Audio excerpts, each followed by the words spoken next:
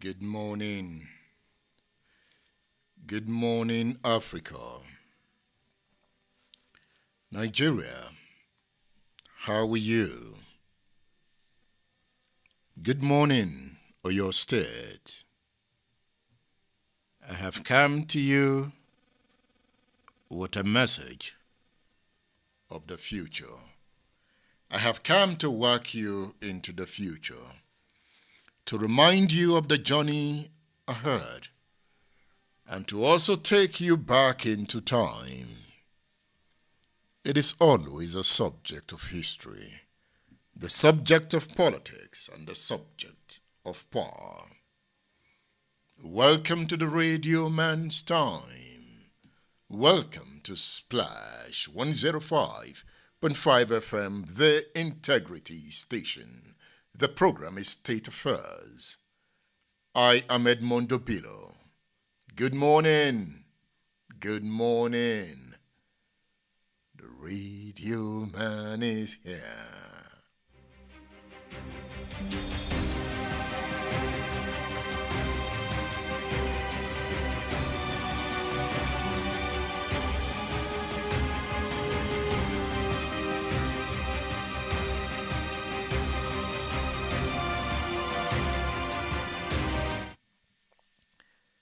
So, let's answer this question together. I have titled this class, The Gathering Storm. Will history repeat itself in Nigeria's 2027 showdown? The Gathering Storm. Will history repeat itself in Nigeria's 2027 showdown? Remember the year? It was 2015. But before we go into the year, let's reconcile ourselves with the gathering storm. The air in Abuja has been crackled with tension as Nigeria's political heavyweights, as they call them, gathered. As they gathered, the man in Abuja, Nyesom Wike, stands before cameras.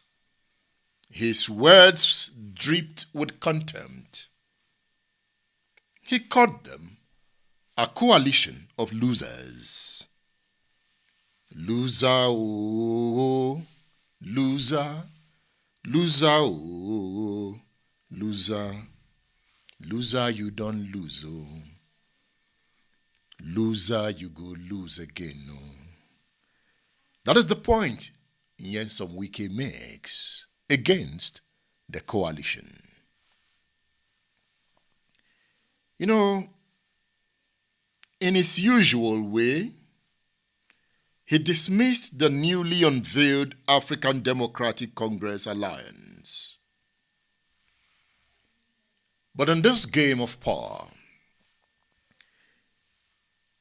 there's always something behind any political bravado. If you listened to Wike well, there was fear in his voice. That same fear that grips every ruling party when the opposition unites. Is Wike part of the ruling party? Or he works for the government of the ruling party?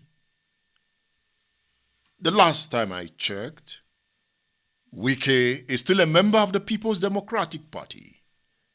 What kind of membership is that? Perhaps Wike will never decamp until PDP decamps out of Nigeria's political scene. In that case, we'll buy the coffin of the People's Democratic Party. Will Sheyi Makinde be the undertaker? Or Sheyi Makinde is saying, no, I will serve the PDP and take Wike out. When Wike and Sheyi Makinde poses at the different divides of the political struggle, it makes an interesting read. As we try to understand Wike's political party, even when he's a member of the PDP, you tend to look critically at the lens that Tinubu has handed to him.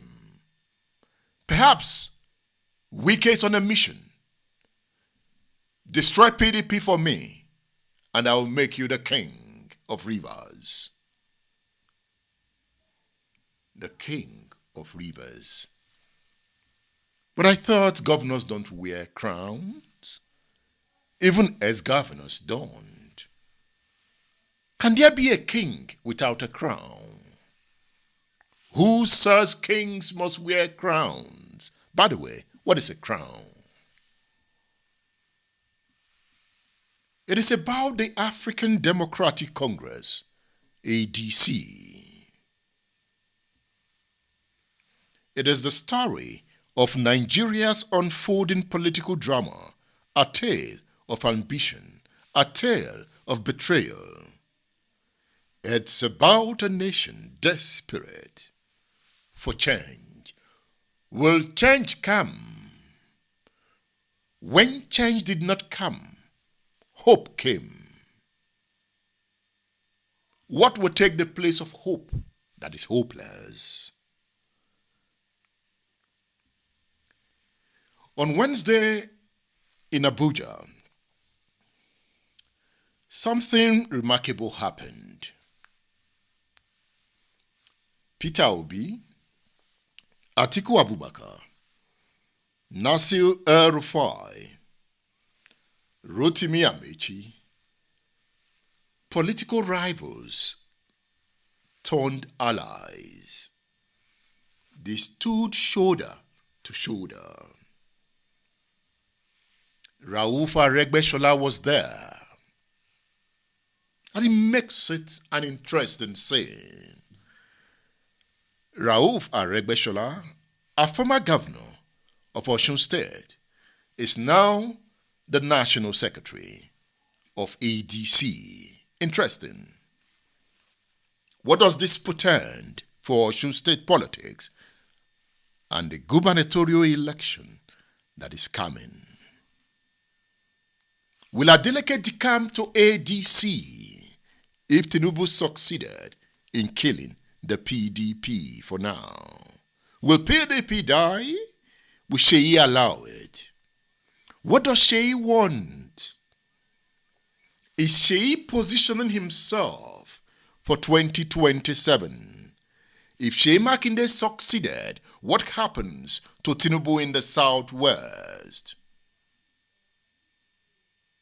If Aregbesola consolidates in Osun State, what happens to Tinubu in Osun State? The times are interesting, but in this analysis, I'm trying to understand the place of the Nigerian in understanding the things that will come.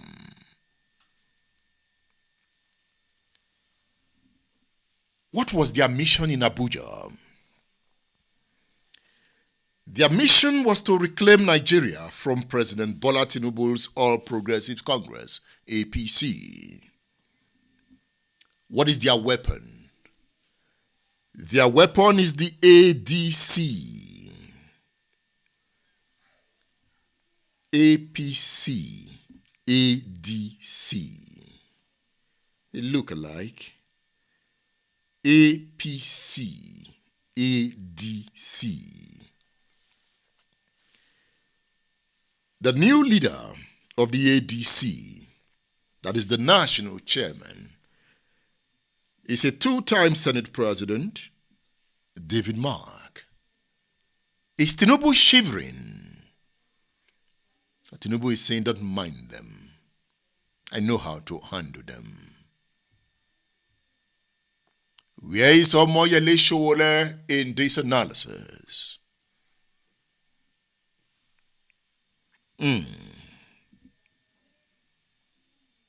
Handshake. The symbolism was potent in Abuja. Like the 2013 merger that bettered the APC, this was Nigeria's opposition attempting resurrection. But would lightning strike twice? Help me. Welcome to the class of politics, history, and power. You are with the radio man. I would like to hear your voice as you say hello to the radio station.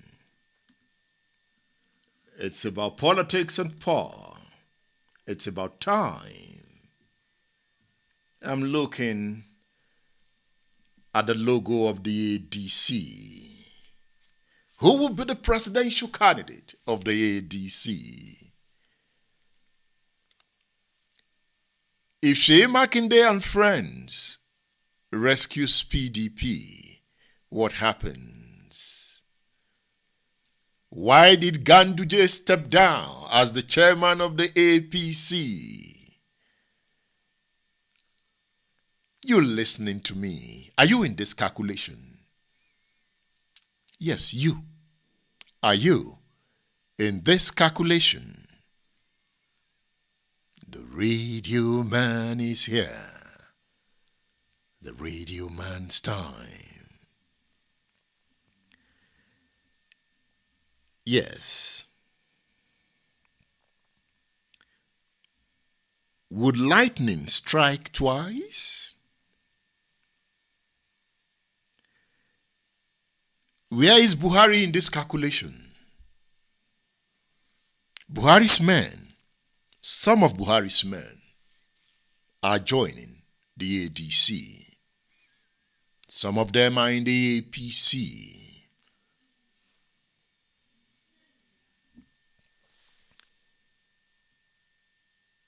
You see, Nyesom Wike's response can be described as volcanic. He says, where were these saviors when they had power? They've all had power. Aregbe Shola have been in power. Rotimi Amici in power. Peter Obi in power. Atiku in power. So Wike raises the question, where were these saviors when they had power? You know, he mocked David Mark's 8 years as Senate President, Amici's tenure as Transport Minister. You know, they said Nigerians are hungry and angry. Nigerians have always been hungry and angry. Is it not so? If you read papers of the 80s, if you read books written by authors in the 80s, if you read Achebe's work, The Trouble with Nigeria, you will feel the pain of that time. If you are reading it now, it's as if Achebe is writing about now, today. Then Spoke the Thunder, that book written by Peter Anahor, that great journalist. If you read that book, it describes Nigeria as a country not really learning from history. You know, I wanted to title this class Learning from History. But that is the core, that is the essence of this class. It is learning from history. I'll take you to Liberia to properly situate the essence of learning from history. The ADC coalition is also a lesson in history. This is not the first coalition in history. In the First Republic, from 1960 to 1966, there was coalition. At some point, Obafemi Awolowo was sent to prison by the ruling party, the Northern People's Congress (NPC), in collaboration with the Akintola faction of the Action Group in the Western region. Now, the Akintola faction eventually formed the party, the UNDP, and that party went into coalition with the MPC. leaving the action group to enter into an alliance with the NCNC in the eastern region. That alliance became UPGA, All Progressives Grand Alliance. UPGA. Today you have ABGA. And then it was a United Progressives Grand Alliance. So they've always been alliance in Nigerian politics. And that alliance triggered political instability in Nigeria that birthed the January 15th, 1966 coup. But some would say the All Progressives Congress, APC, the formation of that party, gave a new dimension to alliance building in Nigeria. And it came like a volcano and swept Goodluck Jonathan away. Will history repeat itself? What damage will Aregbesola do to Tinubu in Yoruba land? Will Fayemi join the ADC? Where is Yemi Oshibajo? What is he plotting? Interesting times. In this calculation, where is your place as the citizen?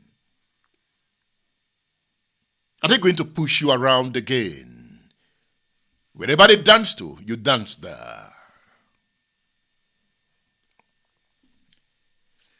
I want to hear your voice. You can call me on WhatsApp. My WhatsApp number is 080 999 18449. You can call me on WhatsApp. Let's talk. Let's dialogue. So the WhatsApp number to call is 080 999 18449. The program is State Affairs.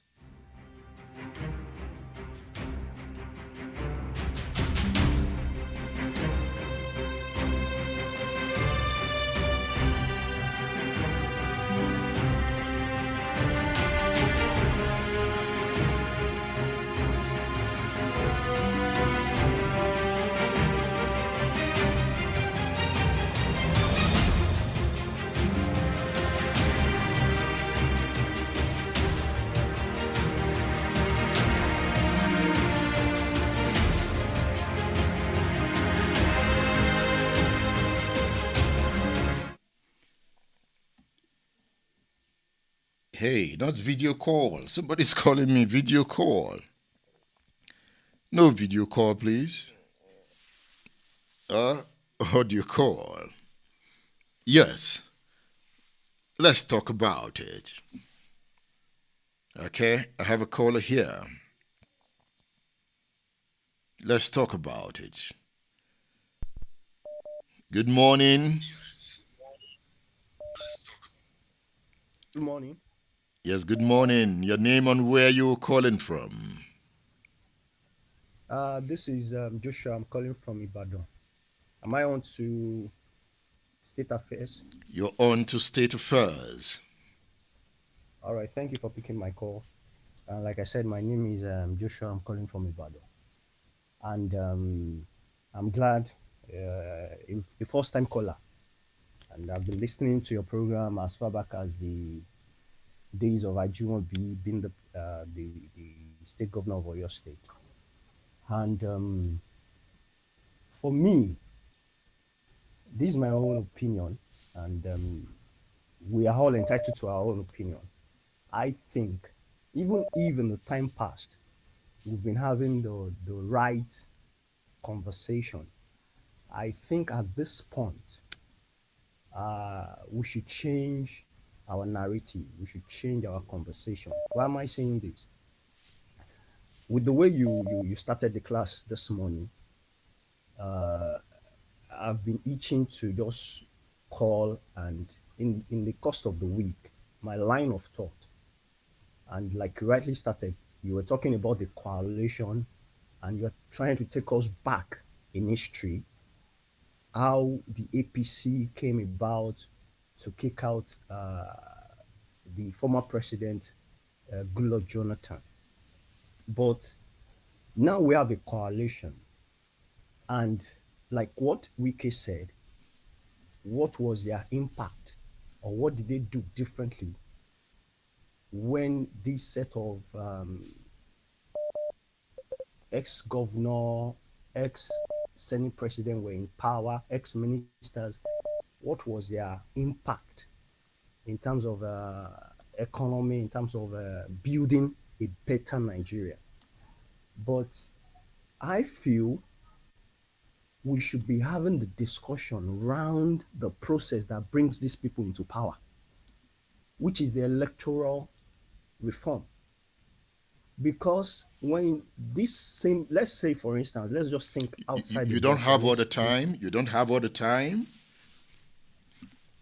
okay, but what that's my point. We should be thinking about the process that brings them into power. We should be discussing that, not the coalition. Because if these people, they are going for the power for their own selfish interest, not for the like you rightly said, where is the people in this equation? So we as the people, as the masses, we should be discussing the electoral reform. We should not be joining them in discussing the coalition, those that will be joining, those that will be leaving, and all that. We as the masses, we should be discussing the electoral reform that brings them into So, what aspect of office. the reform do And you that's just my own want? point this What morning. aspect of the reform do you want? Thank you. Hello? Hello. Yes, tell me what reforms are you looking up to? What reforms do you want? The reform that, like for instance now, example, like the last presidential election, the then chairman of INEC, a lot of money was budgeted for beavers. And when you look at what happened during the presidential election, nobody's asking any question about the glitch. I don't think anybody Oh, summoned the the the, the then chairman of INEC to explain to us why there was a glitch. So nobody's talking about that. Nobody's having any no, that conversation is that around is that. not true. You can't say nobody's talking about that. That was debated intensely. That was taken up. Court issues were debated. So it's not true that nobody is talking about that. It was well debated. Beavers was an issue. INEC was attacked. So let's be fair to Nigerians. It was debated and it's still being debated. It is one aspect of the electoral reforms. That is my point. And you are talking about it now. So you have also said something about it. What do you think? Now, another reform we should be talking about is, if we have the ability to vote a particular person into office, and if the person is underperforming, we should have the right, in as much as we have the right to vote that person into office, we should have the right to call that person back. These are the reform. So if But the right so, is there there. The should right be is in the Constitution. consequences. The right is in the Constitution. But it's implementing that right. Are you saying we should amend the Constitution to make it easier to recall elected government officials? Hello. Hello, I'm with you. I'm with you. Yes, I'm making the point that the Constitution gives you rights of recall. But that right has not been Okay. well deployed. There's a right to recall. The governor can be impeached. Those rights are there. Are you saying those rights are not effectively implemented? I just want you to be clear. They are not.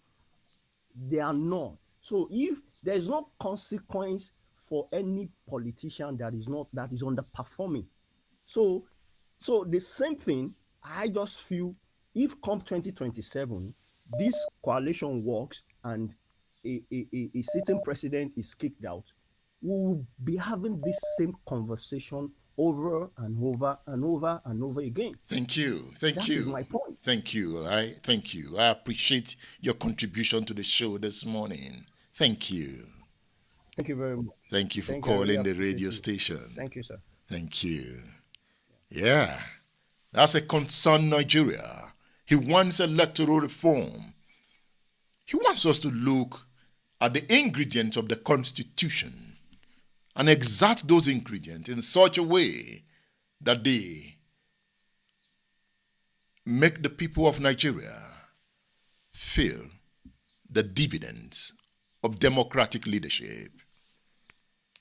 You can call the radio station 080 999 18449. That is WhatsApp call.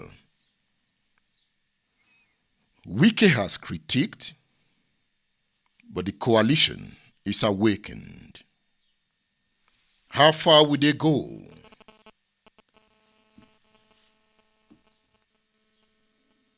Hello, good morning.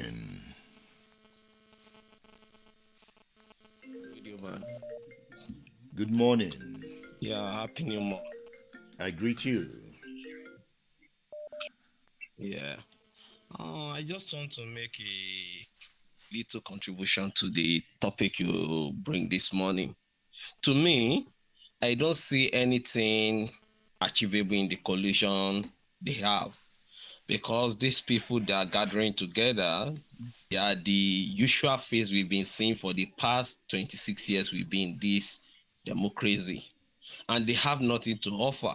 If you look at the category of people that collate together, someone like Atiku and others, and the one that I have a little chance among them is Peter Obi. And even though Peter Obi, if they're going into election in 2027, the kind of follower he has in 2023, he can never get that back in 2027. Why did you say So they are no just no joking. why did you say that? Why did you say that? If you look at the structure of the platform he used in 2023, which is Labour Party, people follow them with sympathy with what is going on in the country. And the party has already collapsed because they have issues within each other, like their chairman, Aburi, and others. That's already have collapsed the party. So I know the followers are reduced already. Look at their candidates in the Senate, House of Representatives and others. Most of them have been decamping to APC. So that's the reason I said the kind of vote he has in 2023, he can never have that again in 2027. And then, if you see these people coming together, most of them have been in the picture for long, and they are the ones that keep Nigeria into the present condition we are. So where are they going to? To me, I believe they give Jagaban the automatic ticket to 2027 seats. So are you helpless? To me. Are you helpless? Yeah, yes, of course. Because, see, if you ask me, I've been saying these things, I think maybe 2012 or 2013. What Nigeria need, because I've met some of the politicians and I know what I heard from them. Most of them are PDP members then, and they have decamped today. What I think Nigeria need is what Showdown is talking about, which is revolution. Those people have nothing to offer Nigeria, and they can never rescue the country. Thank you. They are just there for themselves, not for the masses. Thank you. Thank you. You're welcome. Have a lovely weekend. He wants revolution. He says these guys have been there, that they have nothing to offer. They've been around for years. So how do you displace them? You cannot displace them by just sitting in your house. You need to create political movements to counter them. You need to create the alternative. A viable alternative.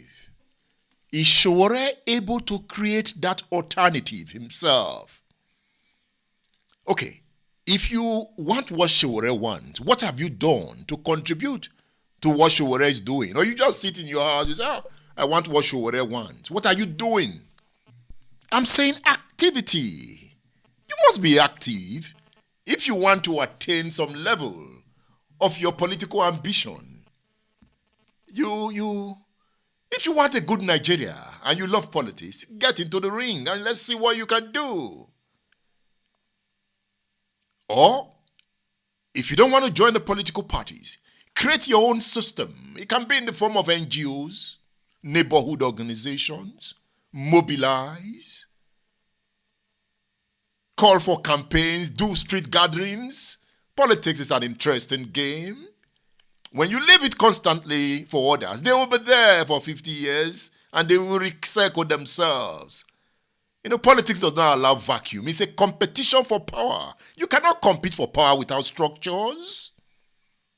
As a young person listening to me, what structure have you created with your friends? When you sit in the bars and you are enjoying yourself, what do you discuss? It is in bars like that you can create political structures for national emancipation. When you are in school, you are in the hostel. What are you discussing? Are you creating political structures? Are you mobilizing?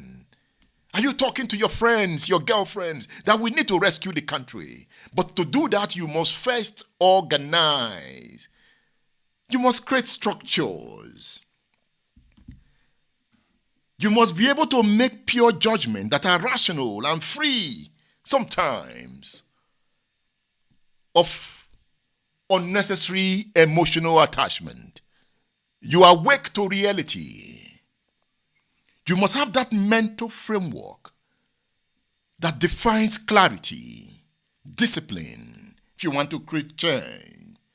Political redemption is for all with a structured mind. How is your mind? Have you structured your mind? You must be able to create a system of belief and decision within your own sphere. You begin to dream change. You begin to mobilize gradually. You begin to inspire yourself. You begin to see that redemption is possible. If you don't do that, they will remain there. You must be able to chase your vision. Don't just sit down there and be complaining. Act in your own little way. Every society that achieves redemption is a product of the vision of its citizens. Who wants to say hello to the radio man? Hello. Hello, good Morning, morning. Radio Man.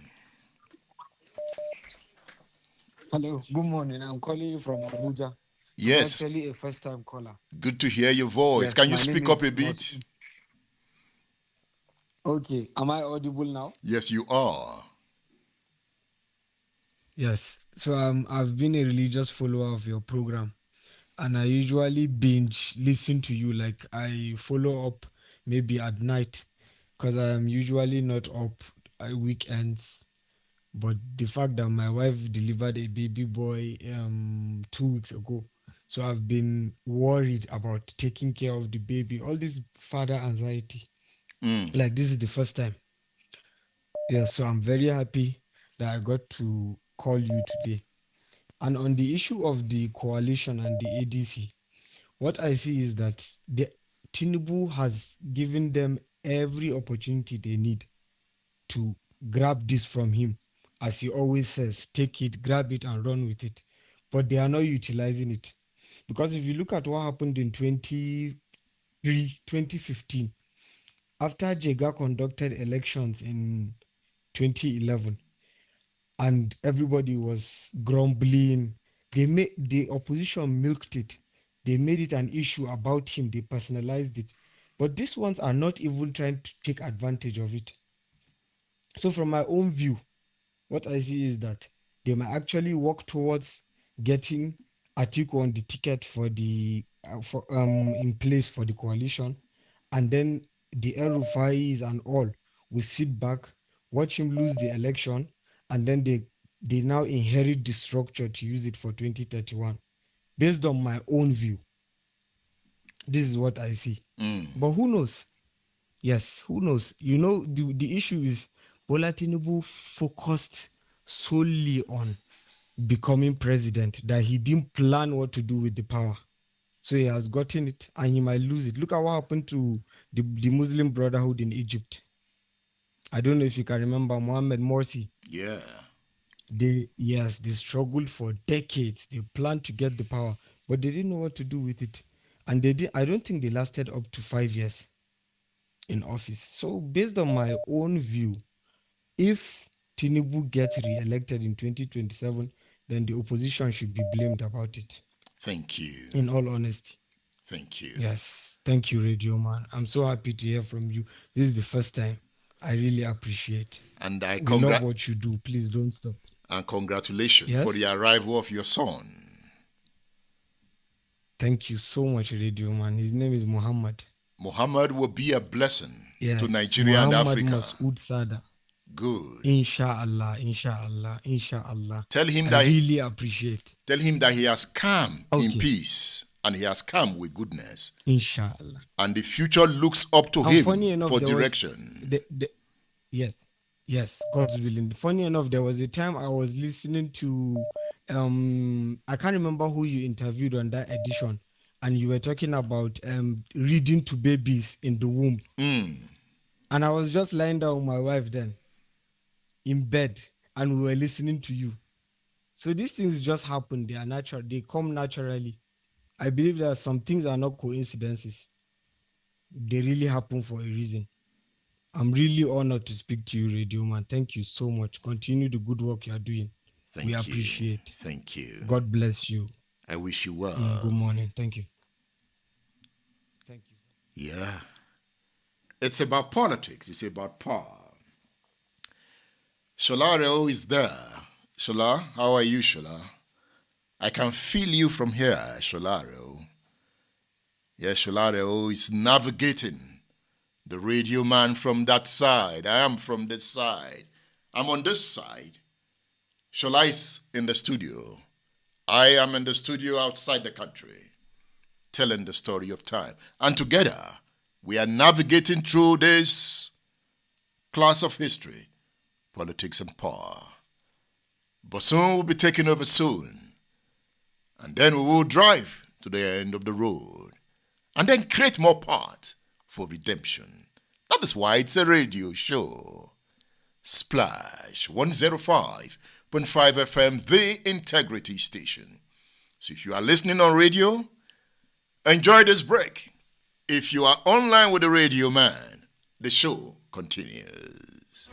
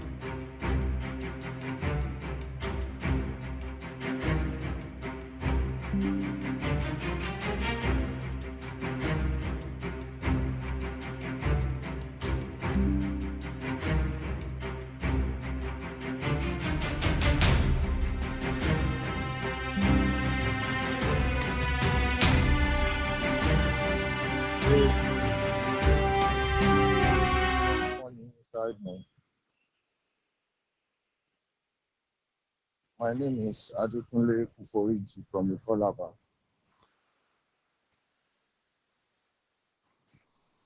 Good to hear your voice. Sometimes I used to be quick for this country because everything is not working.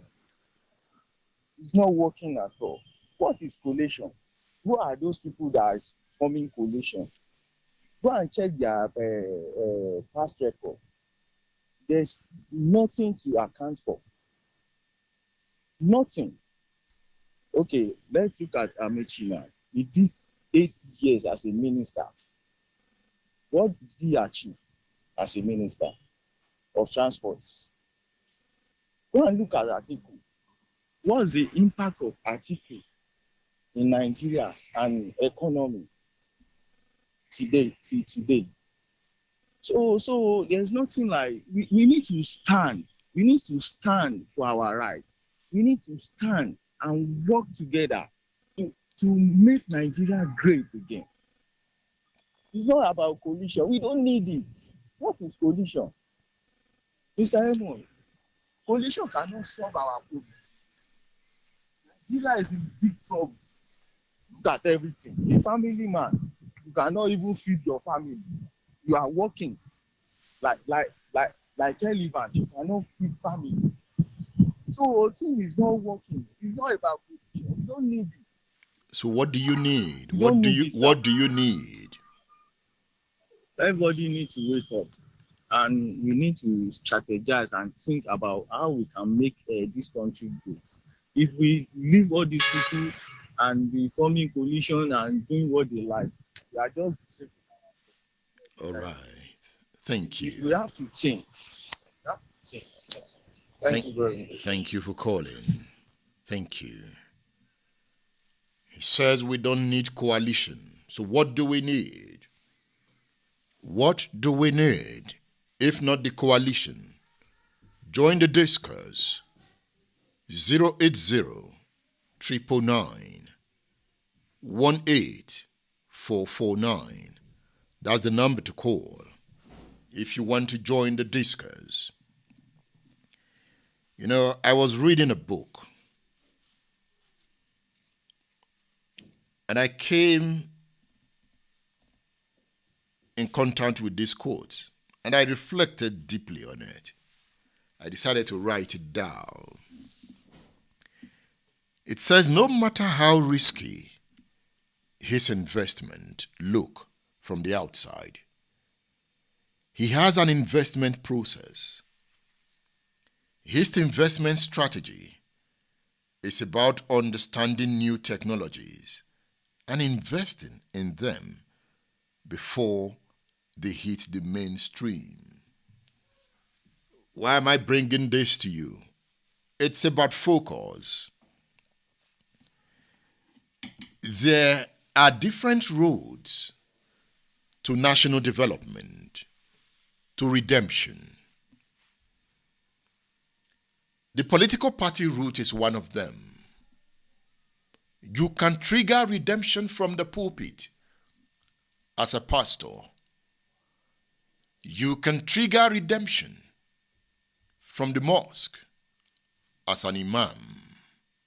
In fact, religious platforms are powerful tools for redemption. It depends on how we deploy them. If those within religious institutions understand the power they command and wish to redeem the land, they are best positioned to do that. And you can see the influence of religion in Nigeria, the number of churches, the number of mosques, the number of shrines.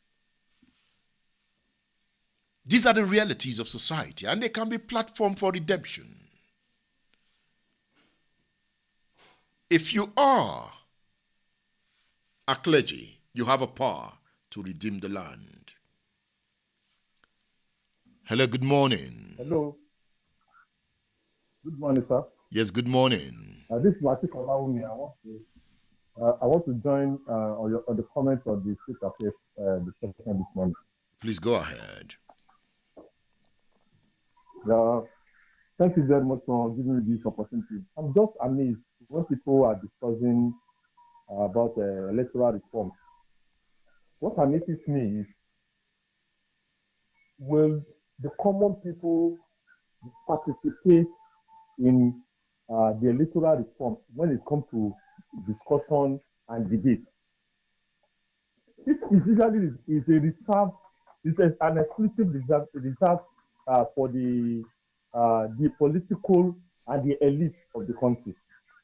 All the discussion that we are having here, in fact, most of the real issues, we are not even part of it. We don't even know what this is, what these things are.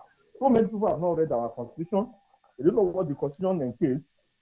When somebody shouts electoral reform, they also start shouting electoral reform. This is what the political class wants us to do, and that's exactly what we are doing. I want to toe your line that everybody should be as knowledgeable as possible. Let us ask information. So whenever we want to discuss, we will know what to say. But unfortunately, I don't know how we are going to do it. Mr. Obilo, probably those of you on here can really assist us in this way. That when our voice will also be part of the discussion, because when they are having the discussion, every one of them will be part of it. That's the first one.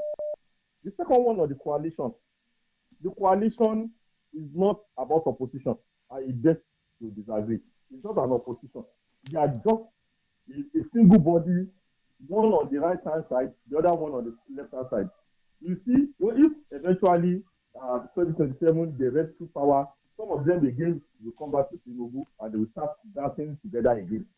They are the same. To me, they are not opposition. In 2015 that you mentioned, can you remember the Sarakis, the Erufais, what's the name of this secretary? Aregweshola. They were part of the people that actually hosted PDP out of power then. So what do you think we change now? I don't think anything will change. I'm not even elated that they are forming this coalition. I don't think there's any big deal about it because they are board of a feather. Thank They are you. working together. So those are my 2 comments on this issue. Thank you very much. I will come back again when we have anything to say. Thank you. Thank you. Coalition. Yes, before that caller made his comment, I was talking about a quotation that I got from a book. No matter how risky his investment look from the outside, he has an investment process. Are you interested in power? Have you begun to set up process? Begin to dream it within your own room. Don't underrate the power of your mind.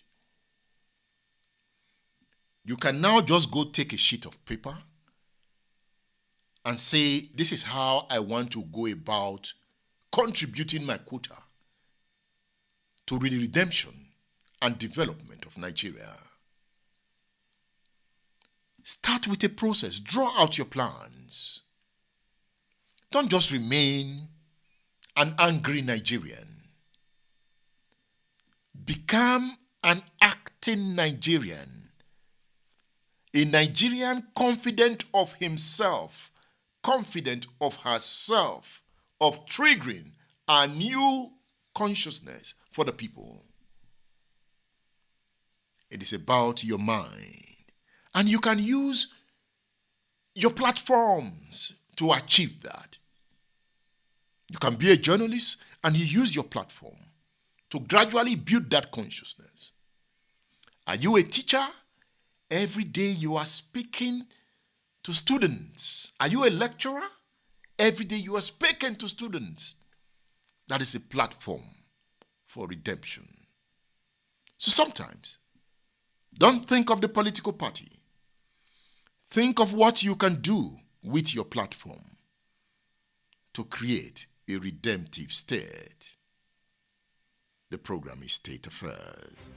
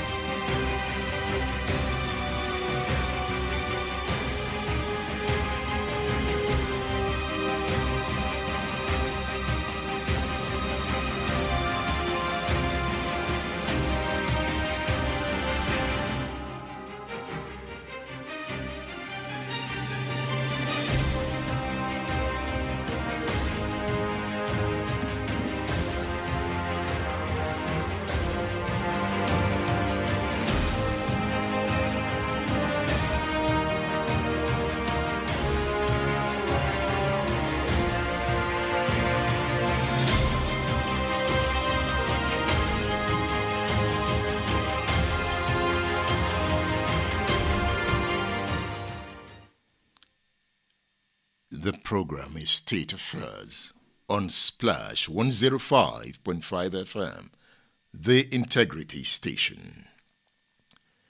Now, sometimes you ask yourself,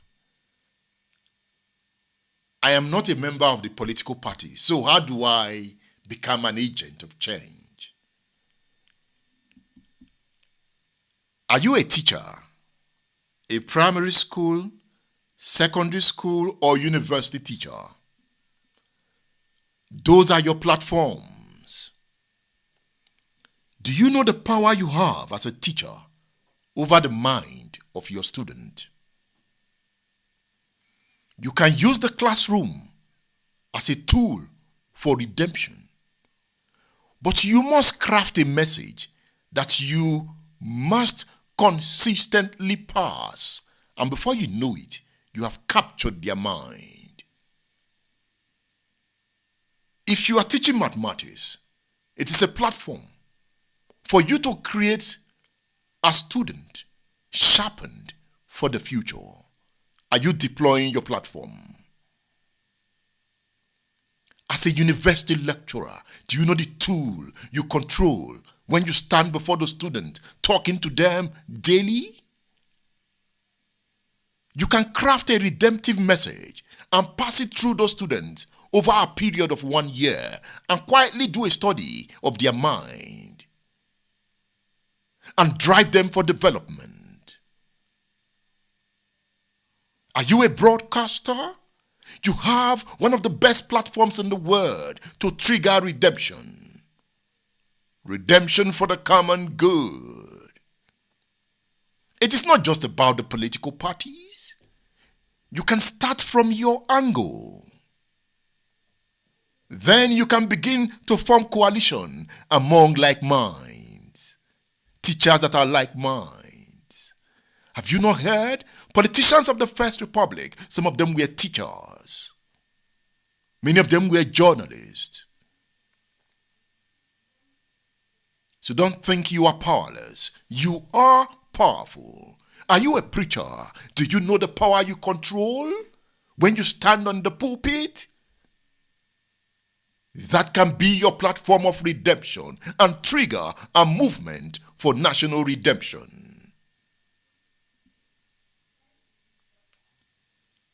Speak with the radio station. The number to call 080-399-18449.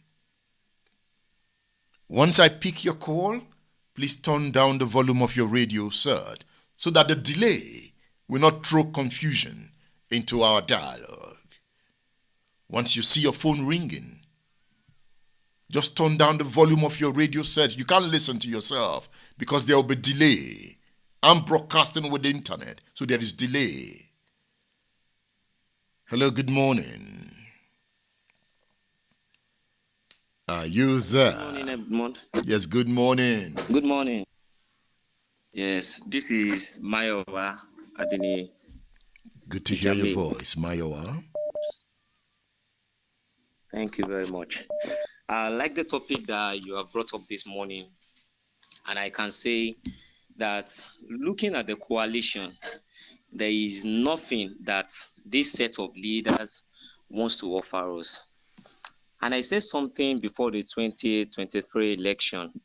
I said, the current president of Nigeria just wants his name to be recorded as a former president of this country.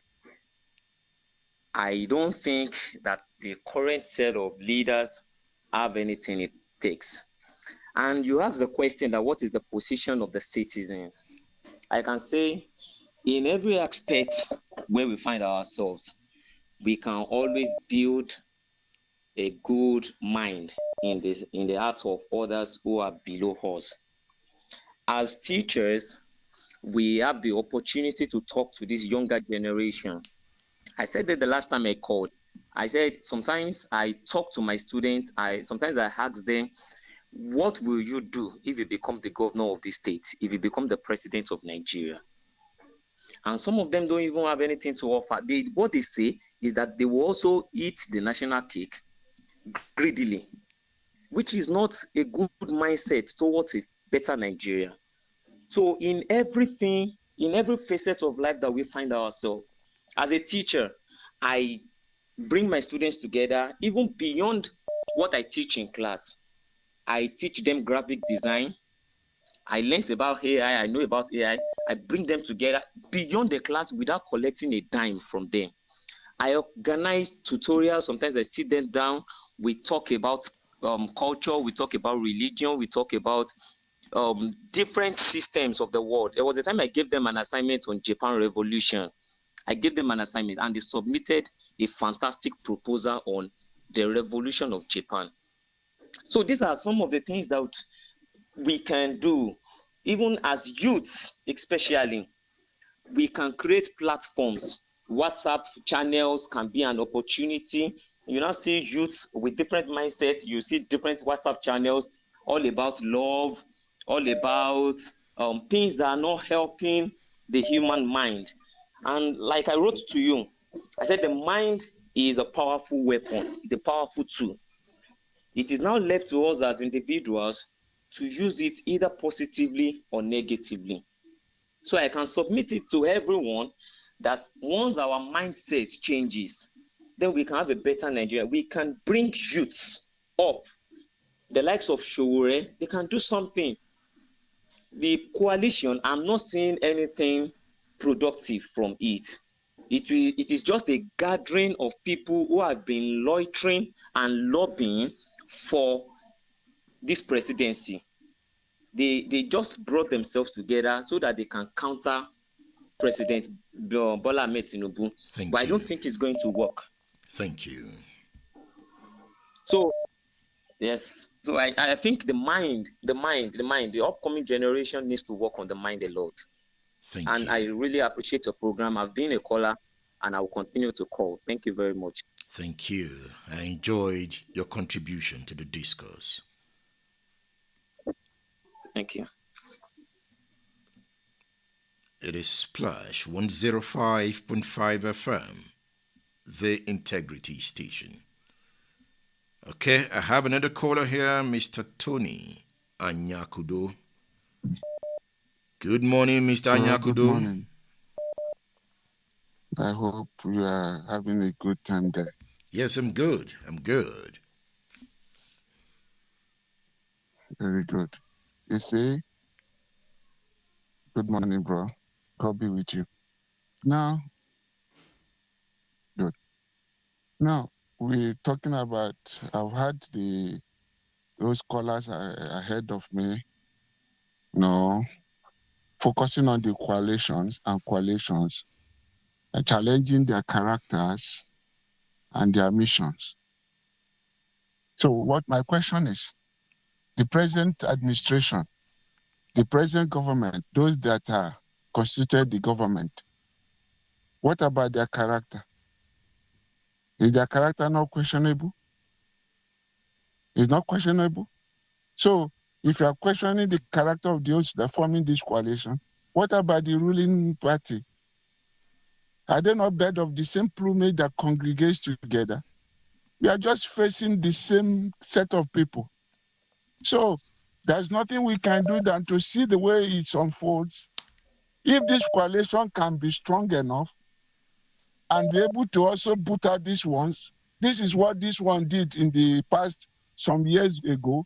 They also gathered themselves together, form a coalition, gave a name APC, and use all their propagandas and lies, lure some of us to believe in them, and then they find their way into the power. But at the end, lamentation continues from our end here. But we will not stop talking. So if this coalition is another way to challenge this present government, so be it. But I believe that we still have our vision concerning this country. And I believe that we will achieve it one day. Nothing lasts forever. This crop of politicians, their time will soon expire. So the coming ones, with this program, laudable program you've been having to enlighten the minds of the younger ones, to prepare their mind towards nation building, how to build a country, how to build a nation. I think if they can abide with this idea, this knowledge, and start to groom themselves towards having the vision, the mindset of a great country, I think we will get there one day. But as a matter of fact, this present generation of politicians, they have failed us.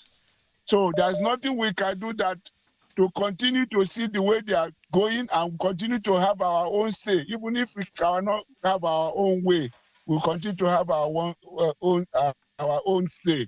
But they are all the same thing. So nobody should question the character of those forming this coalition. They are the same thing with the present administrations. So they are all the same type of people. And it's unfortunate. So that is what I want them to know. They should not begin to condemn all those coalition, because the present administration are also not doing well at all. Thank you. Thank you. Thank you, Mr. Tony Anyakudo. Thank you for calling the radio station. Now let me prepare your mind for the future. Those that can redeem Nigeria must mentally operate above the level of the present leadership.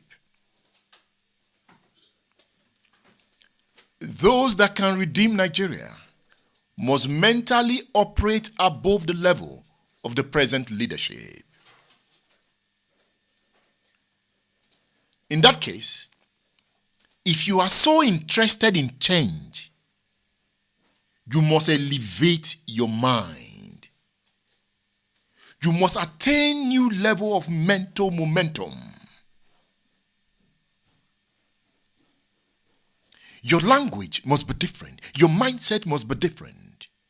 Your structure must be different, because the structure of politics determines the character of politics. If you're saying the men in the coalition are the same as the men in government at this time, and you feel we are going nowhere with these men, you must operate at a higher level of mental magnitude. Your mental momentum must be intense, because you are coming with new principles. What some have described as destructive creation, you destructively create new systems. In that case, your energy must be equal to your intentions. That means your level of consciousness must be heightened. Go and study Awolowo, my early life. For you to create redemption, you must be able to attain inner tranquility. That means you now begin to philosophize. You become a philosopher king. Inner tranquility. Go and read the autobiography of Mahatma Gandhi of India.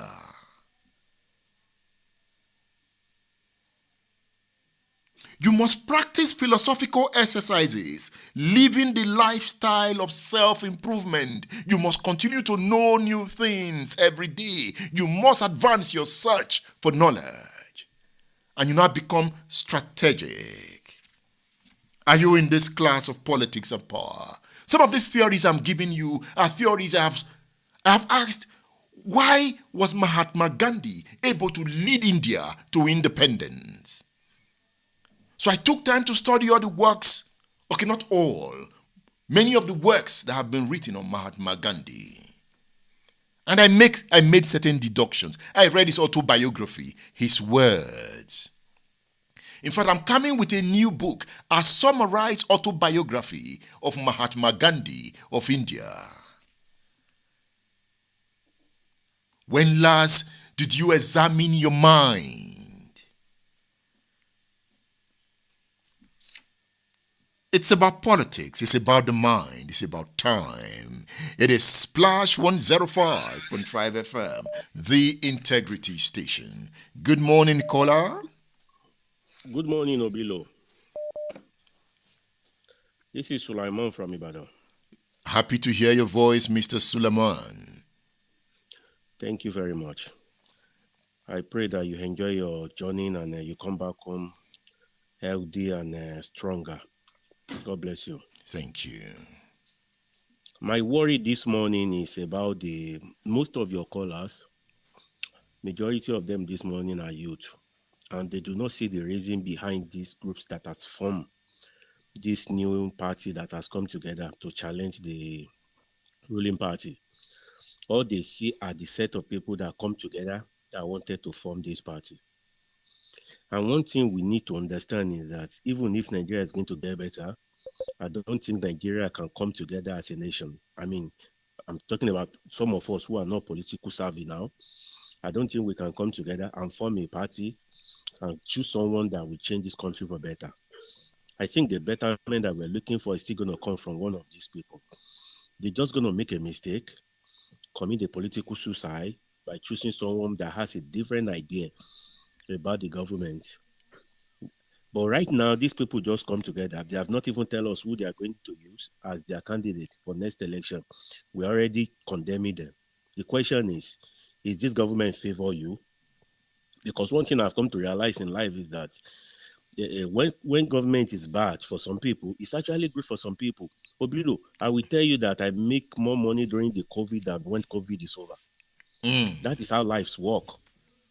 So for some people, they will prefer this government to remain there as long as they are benefiting from the crumbs that's coming out of the table.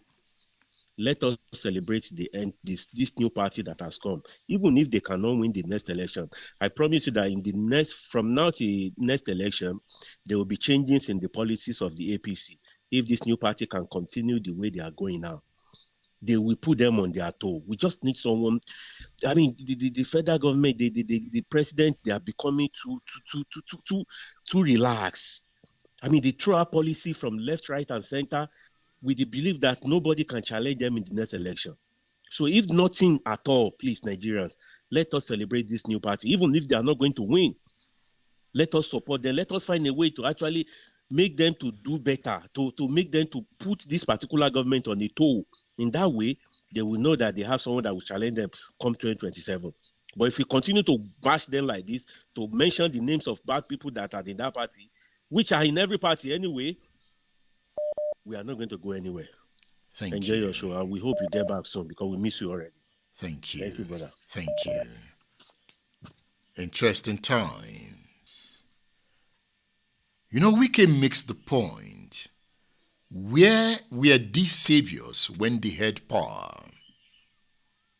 Wike thundered during his monthly media chart. He mocked David Mark. He mocked Rotimi Amechi. It's about mocking. Who do you want to mock? Who do you want to speak to? It's about time. The coalition represented or represents APC's greatest fear, a united opposition. A united opposition cannot be underrated. I'm saying the reality of politics. If you want to displace the APCs, the PDPs, and now the ADC, you must be able to have a platform that is imbued with unshakable authority. I was telling somebody recently that about my first experience with a political party and what I realized now, having re-examined my past and why that party could not attain power, is the NCP, National Conscious Party. I joined that party in Benin City when Gani Fawemi formed it. Obayuana was our chairman, and I attended most of the meetings at that time. I was a university student. I believe that Gani Fawemi had what it takes. But during the meetings of the party, I began to develop cold feet because at that time I was already studying power and strategy quietly, and I saw that the structure was not motivating. And I knew that there was something that needed to be done to that structure to rejig it.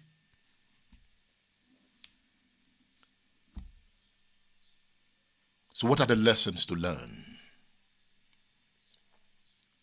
Some people have attacked some persons for attending the meeting of the coalition. Aisha has been attacked, that she's now sitting with those she criticized. It reminded me of the power of consensus building. It's not about purity, it's about reality. But at some point, purity comes, but it must be backed with political morality that is engaging to revive the mindset of the people. So you see, what the PDP represents, what the APC represents, and what the ADC will represent, it is the character of the Nigerian people. Don't run away from it. The PDP represents the dominant character of the Nigerian people, and that is what the APC represents. Many Nigerians will behave like their political leaders when they have the chance. It is the character of the state. That is why a redeemer will have to emerge to redefine the state. It is never easy. Bolaji Abdullahi is ADC's spokesman. Bolaji Abdullahi was a minister in Buhari's time. Or was it Jonathan's time? He was a minister under Jonathan. Was he a minister under Buhari in the first term? Bolaji Abdullahi from Kwara State. I remember that. So he didn't blink. And that the APC has appointed him as, the ADC has appointed him as their spokesman is strategic because he knows that job. He says if Wike had paid teachers salaries instead of building white elephant projects, this coalition wouldn't be necessary. The exchange laid bare Nigeria's political divide, one side accusing the other of mismanagement, the other of hypocrisy. Meanwhile, Raf Nwosu, former ADC chairman, promised a contract with Nigerians. He spoke about a blueprint for national renewal. But will Nigerians buy the ADC agenda? Okay, let me pick this caller. Hello, good morning. Good morning. Hello, Edmund. I can hear you, sir. Yeah, my name is Ola Ogedengbe. I'm calling from Ibadan. I'm listening. Are you with me, sir? I'm listening. Yeah. You see, the problem of Nigeria is multi-dimensional. The major one is ethnicity. Another one is religion. So when you look at all these things, we'll be talking about is my son, is my brother, is my family. No, so we continue in that same circle. For the people that are putting themselves together, someone has said that I believe and I agree. They are birds of the same feather. But something is hitting my heart that one day somebody will be voted in that will make the difference we are looking at. The current government, of course, I don't want to talk much about them because if a government cannot do Lagos, Abeokuta, Ibadan Road, which is less than 200 kilometers, to see that, oh, I'm just going to Lagos, it takes me 1 hour. And we are doing Lagos, Calabar. That is another thing. And our governor in Oyo State is Sheyi. We thank God for his life. And about the time he is to leave now, he wants to use 63 billion naira to repair government house. These are the kind of things we have. So in my own opinion, this coalition, where I look at it because I'm not a politician, but I do vote. I look at them that they might fail if they are individualistic and selfish.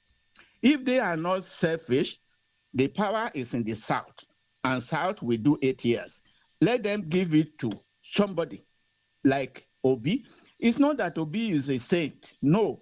But the East, they have not committed any crime. Let them also have a taste of the presidency. He said, if I am not stealing, I won't see anybody stealing. Corruption is the major problem of Nigeria. All these people in government, every day they eat money. Every day they want to be richer. Someone said he was richer than a state. I was there when he said it. Now he wants to be richer than our country. So where are we going? Why are they taking all this money? Somebody showcases the houses, the buildings of about 15, what do you call it, politicians. And I look at those structures. For God's sake, they can't write 10 fans at a time. They can't sleep in 100 rooms at a time. But we keep on wasting resources that we need to do our education, our health. Somebody gave 300% increase to judges. My brother, what of medical doctors that are running away? What is percentage you are giving to them? How much is a medical doctor earning? Do we have facilities in all the teaching hospitals that we don't need to go out? Do we have a system whereby elderly people can be looked after? Where the young ones, age 1 to age 16, secondary school, can be looked after? Do we actually have free education at primary, secondary level all through?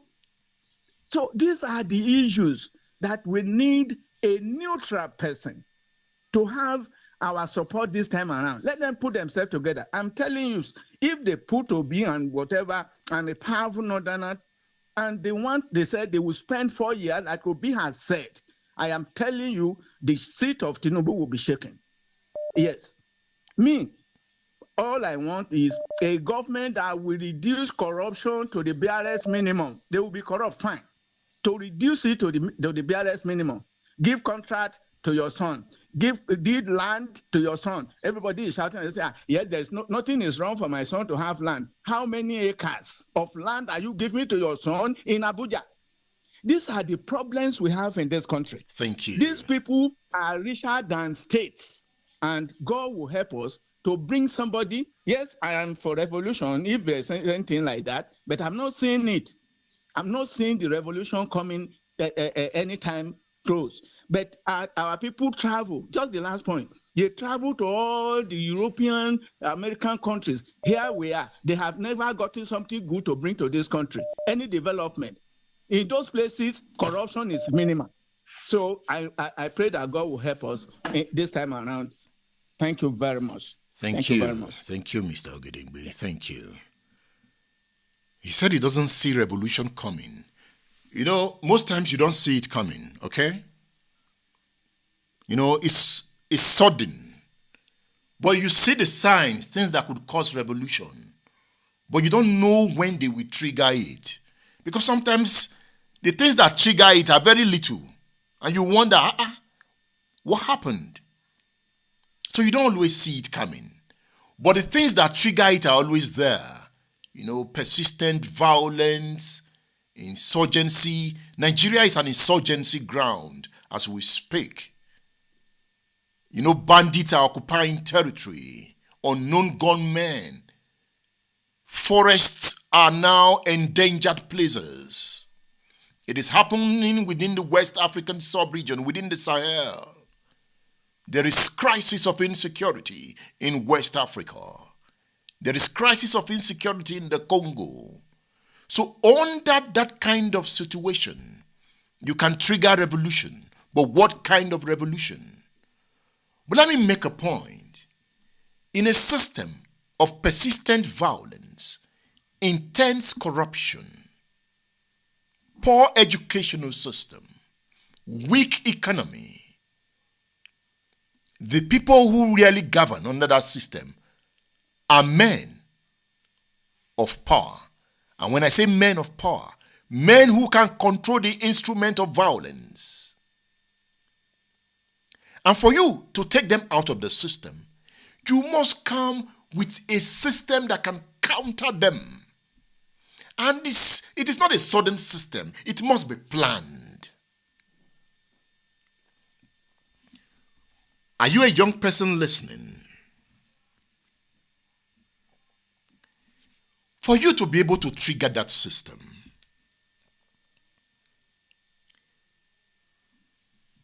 you must abide to the laws that govern power.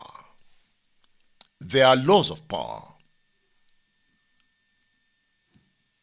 And you must accept some spiritual truth made physical through consistent application. It involves sacrifice. You must deny yourself of certain things to attain a redemptive consciousness.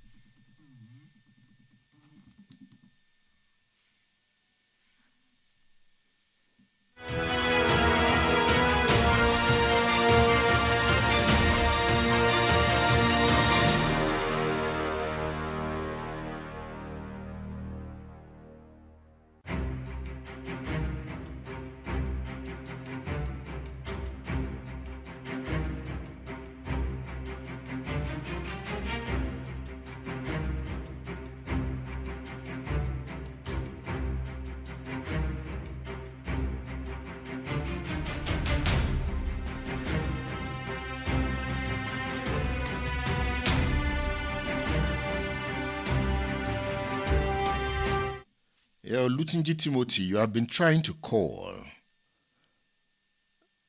Try again. Olutunji Timothy. Okay, let's pick this call. Hello, good morning. Good morning. Yes, good morning. Yeah, I'm Abiola from Ireland. Okay, Abiola, put some energy in your voice. Thank you. Yeah, I'm Abiola from Ireland. Edmund, you see, I'm a member of APC, but for years, some of us have been like, this is not what we actually promised.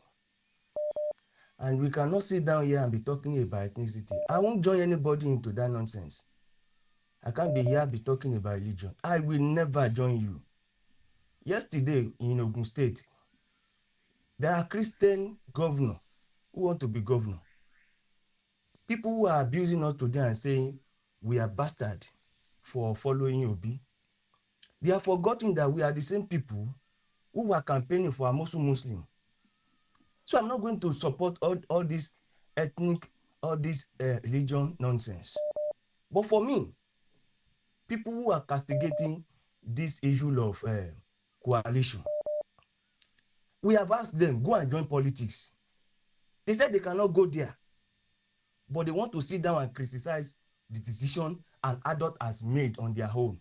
I don't understand Nigerians. And they will sit down, okay, you are saying these guys are old in politics. Is Tinubu new in politics? Is those governed with Tinubu, are they new in politics? Is Akpabio new in politics? Is the Shetima, is he new in politics? So when some people, when we come as Nigeria sometimes, somebody like me, I am confused. I am asking myself, what do Nigeria needs? What do we want? Edmund, how can you discuss with me that my president went to St. Lucia, went to give scholarship to students, and at the backyard of my president, students are not going to school? He has given less than 20% of Nigerian students who are in higher institution, less than 20% of them collected loan. They did not receive scholarship. And somebody is asking me, somebody is telling me, Abiola, to come and sit down and be talking about religion, and be talking about APC, and be talking about Tinubu. How do I define that? How do I discuss it?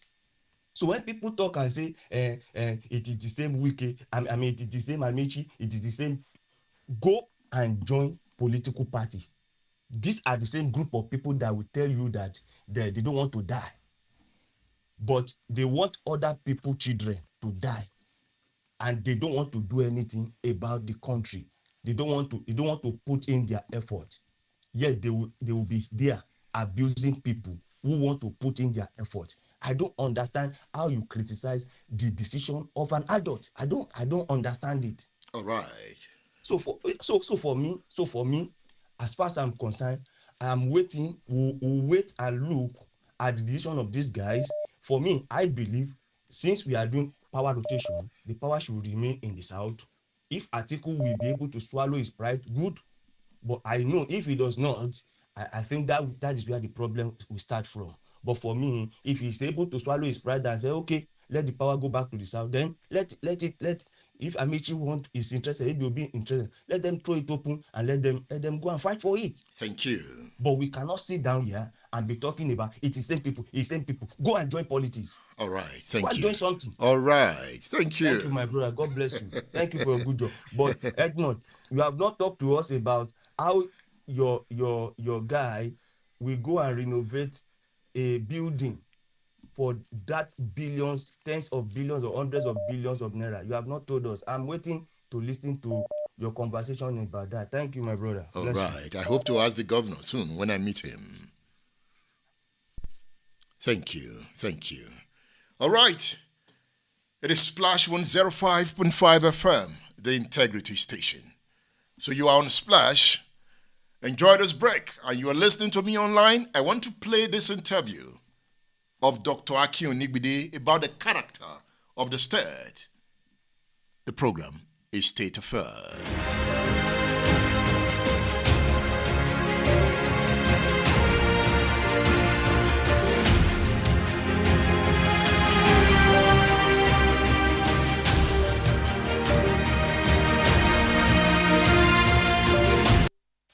So I don't want us to slip into, the imagination that this is the way it has always been. No, it is that our society has regressed, and we are paying the consequences.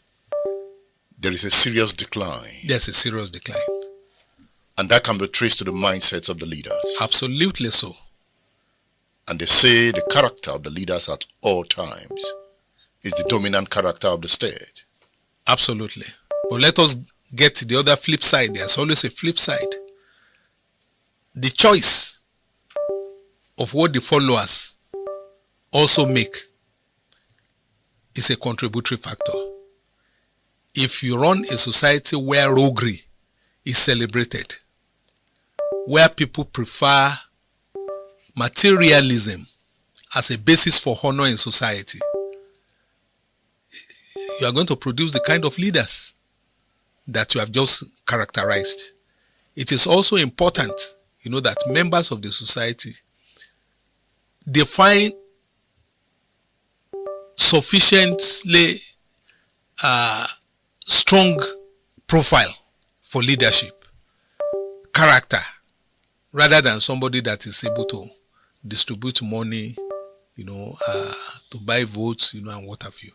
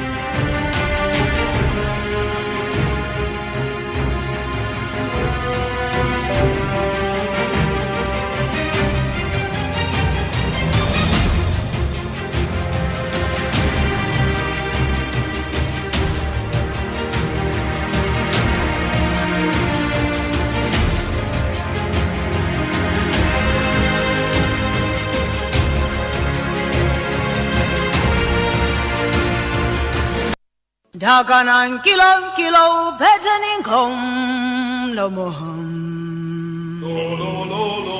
Di bejamaso sanalom. Muasa benge kaputo.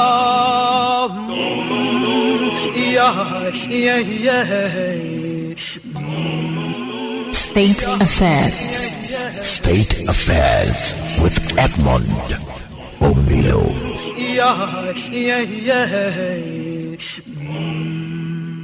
Adoawa is an assemblage of rocks.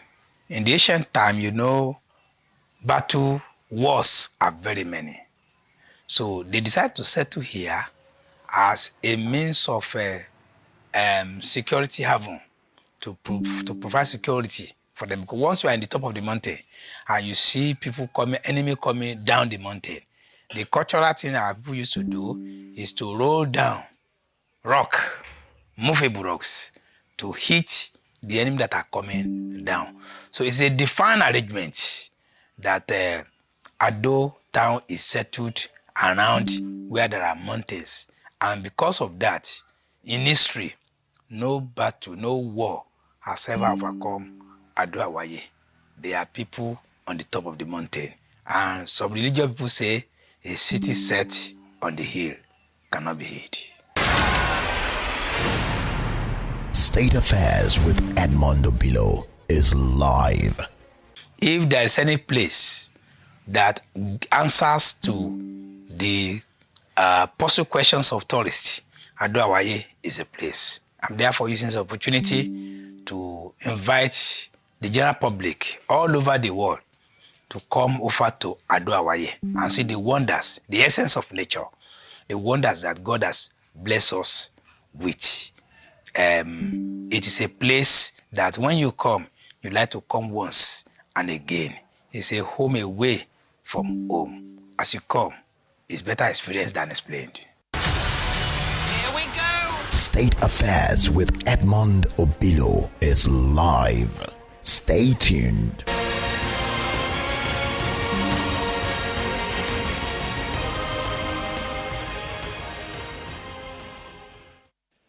Bayewumi, as I told you earlier, 3 feet man, handsome, became a Christian.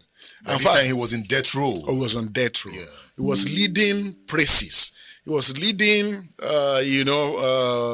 Christian service in the prison, and that had become the doing of everybody. They liked him, and that one day General Oladipo Dia, as the military governor, just visited Ibarra prison, and trust military men say, see people on death row looking this well-fed, having rotund cheeks.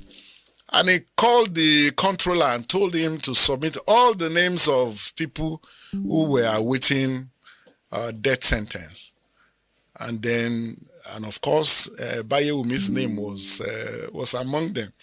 And it was a Saturday. He said the day Bayewumi was hanged was a Saturday. He said there was pin-drop silence in Ibarra prison. State Affairs with Edmond Obilo is live. That means you are telling us that if we want to build a great future, we must build a system that advances the minds of the people. A system that is so robust that the mind begins to think creatively. I like to add that as a matter of fact, no society, no individual can accomplish more than his mind can conceive. Whatever it is that an individual wants to accomplish, whatever it is that a society wants achieved, must be through the instrumentality of the mind. If Nigeria wants to rival all the countries of the world in science, in technology, in mathematics, it goes to our educational system. We cannot compete with countries that take education very seriously when we even shut down schools for festivals, when we don't give books, to our children to read. When our school system is so expensive that it is only those people, that have money that can attend those. The countries, that make progress are those that are committed, both in terms of what they say and what they do to the development and the cultivation of the human intellect. Here we go. State Affairs with Edmond Obilo is live. Stay tuned.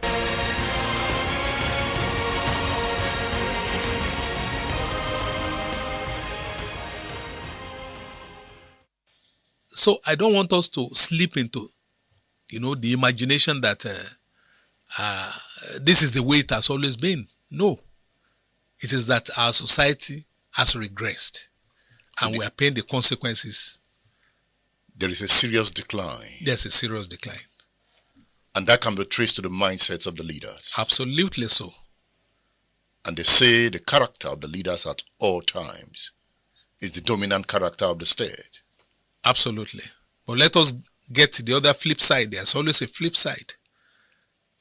The choice of what the followers also make is a contributory factor. If you run a society where roguery is celebrated, where people prefer materialism as a basis for honor in society, you are going to produce the kind of leaders that you have just characterized. It is also important, that members of the society define sufficiently strong profile for leadership, character, rather than somebody that is able to distribute money, to buy votes, and what have you. State Affairs with Edmond Obilo is live. A short time ago, the U.S. military carried out massive precision strikes on the 3 key nuclear facilities in the Iranian regime, Fordow, Natanz, and Esfahan. Everybody heard those names for years as they built this horribly destructive enterprise. Our objective was the destruction of Iran's nuclear enrichment capacity and a stop to the nuclear threat posed by the world's #1 state sponsor of terror. Tonight, I can report to the world that the strikes were a spectacular military success. Iran's key nuclear enrichment facilities have been completely and totally obliterated. Iran, the bully of the Middle East, must now make peace. If they do not, future attacks will be far greater and a lot easier. Here we go. State Affairs with Edmond Obilo is live. Stay tuned.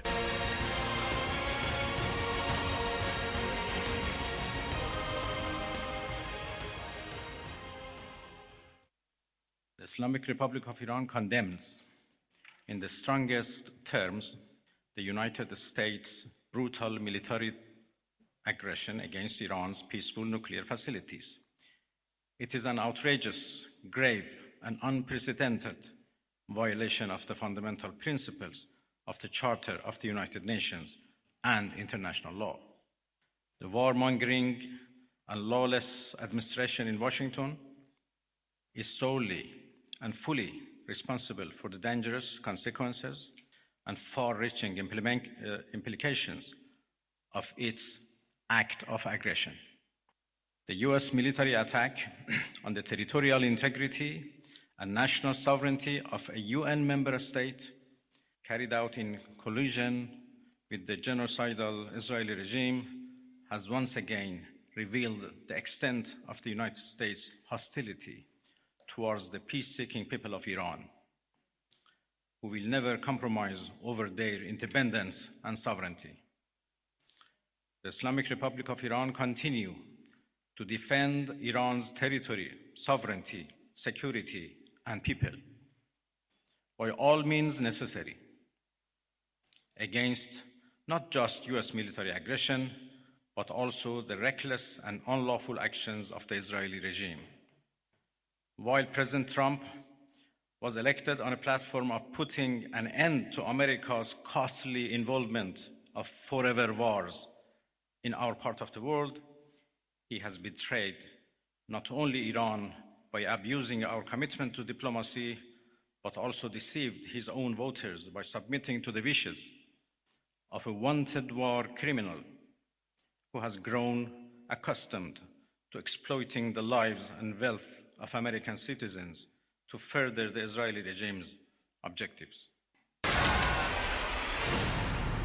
State Affairs with Edmond Obilo is live. For 40 years, Iran has been saying death to America, death to Israel. They have been killing our people, blowing off their arms, blowing off their legs with roadside bombs. That was their specialty. We lost over 1,000 people, and hundreds of thousands throughout the Middle East and around the world have died as a direct result of their hate. In particular, so many were killed by their general, Qasem Soleimani. I decided a long time ago that I would not let this happen. It will not continue. State Affairs with Edmond Obilo is live. Stay tuned.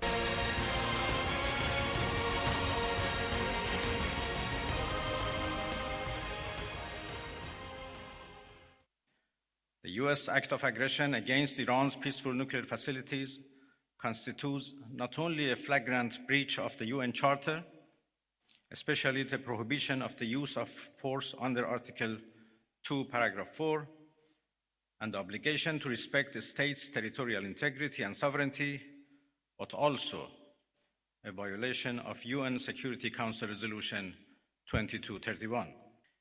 It cannot be emphasized enough how much of a devastating blow that the US, a permanent member of the Security Council, has dealt to the global non-proliferation regime. The Islamic Republic of Iran reminds the United Nations, the Security Council, the UN Secretary General, the International Atomic Energy Agency, and other relevant international bodies of their duty and responsibility to take urgent and decisive action in response to this breach of international law. Silence in the face of such blatant aggression will plunge the world into an unprecedented level of danger and chaos. Humanity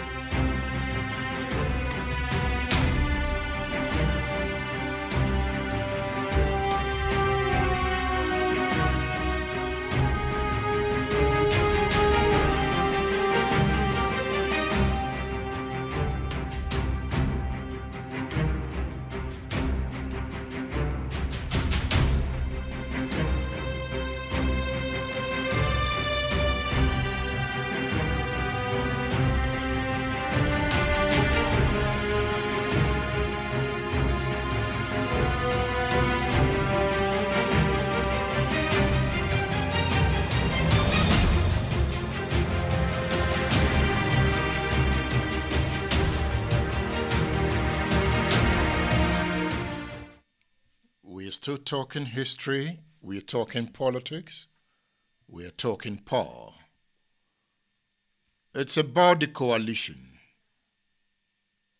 ADC, African Democratic Congress.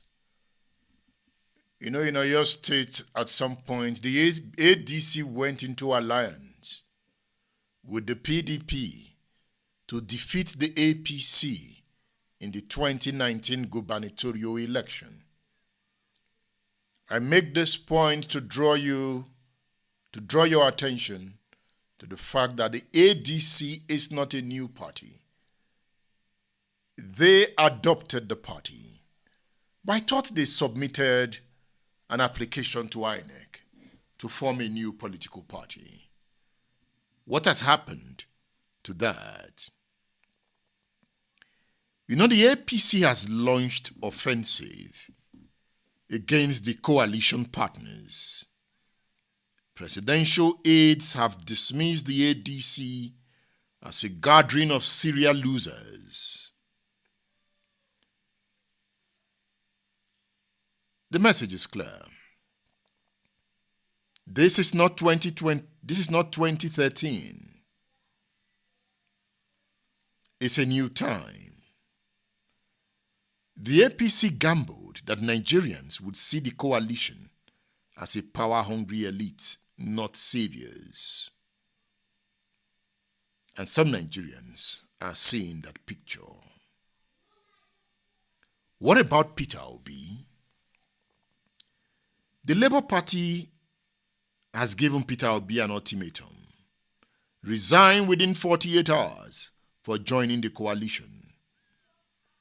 Has Obi picked the card of the ADC? Has Atiku Abubakar left the PDP? Are you watching out for Sheyi Makinde? What will be his role in the 2027 presidential election? Is Sheyi Makinde going to spring a surprise? If Sheyi Makinde picked the presidential ticket of the PDP, what happens to Tinubu in Yoruba land? With Aregbesola with the ADC? Where will Fayemi go? Where will Amosu go?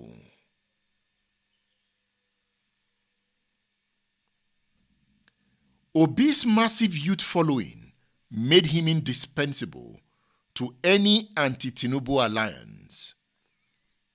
Yet Obi's political home remains uncertain. If Atiku Abubakar picked the ADC presidential ticket, what will Peter Obi do?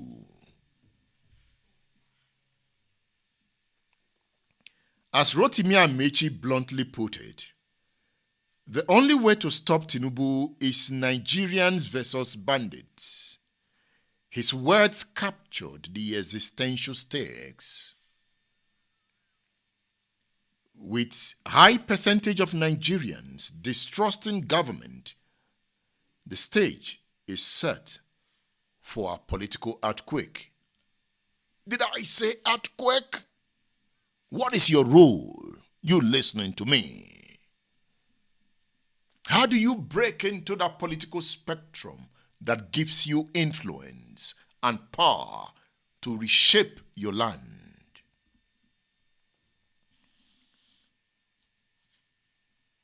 Do not steal time from your potential. The power of the mind. Rejig your mind for national development. Mental revolution. Honor your calling. Some of you do certain things and you feel that your calling is not where you ought to be. You should know your calling and then use your calling for redemption. You know, sometimes you sit in your own corner and feel the next man in that corner has the advantage. No way. You've got the advantage, just that you've not also deployed it. Use your potentials. Honor your calling. That if you are a teacher, love it. Except you don't want to be a teacher. If your calling is to be a teacher, use it for national redemption. Okay, we got a caller here. Hello, good morning. Good morning, Prince Obilu. I'm happy I got through after several months. After several years, I mean. Thank you for your please, patience. Let's get this thing straight. Thank you. Let's get this straight. These people gathering together, forming coalitions. They are not forming coalitions to give better for Nigerians, good conditions for Nigerians. Their aim, their motive is to eliminate Tinubu, as if Tinubu is the problem of Nigeria. What have they really achieved when they were there? Look, there's this Fulanization and Northernization agenda that's going on, making sure no Southerners spend 8 years. It's a deliberate attempt, making sure that only the North is viable for 8 years. It happens to Jonathan. It almost happened to Obasanjo, were it not for his fighting ruggedness.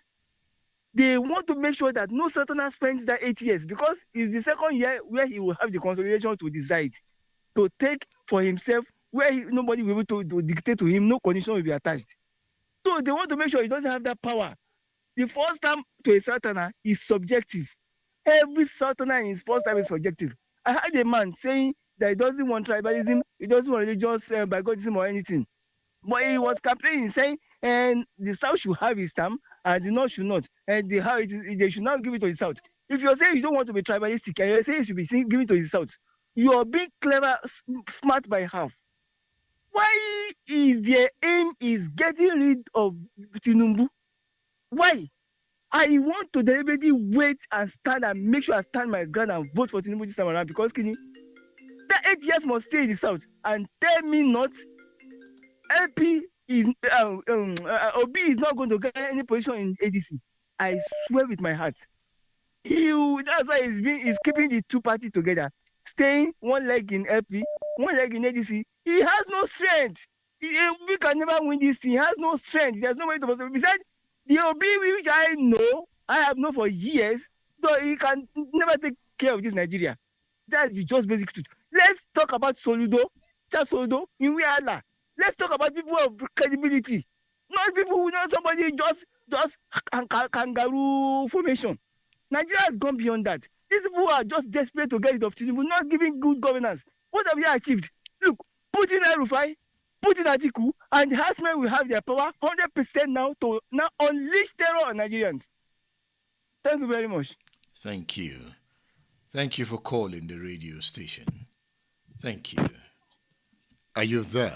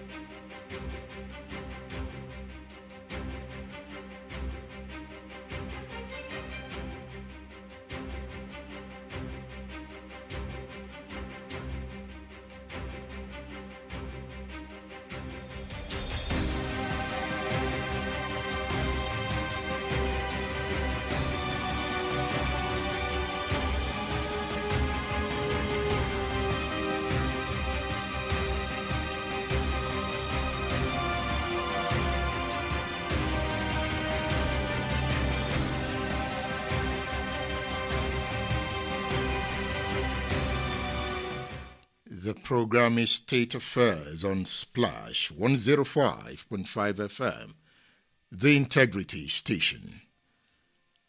Can you hear me? You can listen to the radio, man. Now today's your day. Speak. Connect. Hello. Hello, good morning.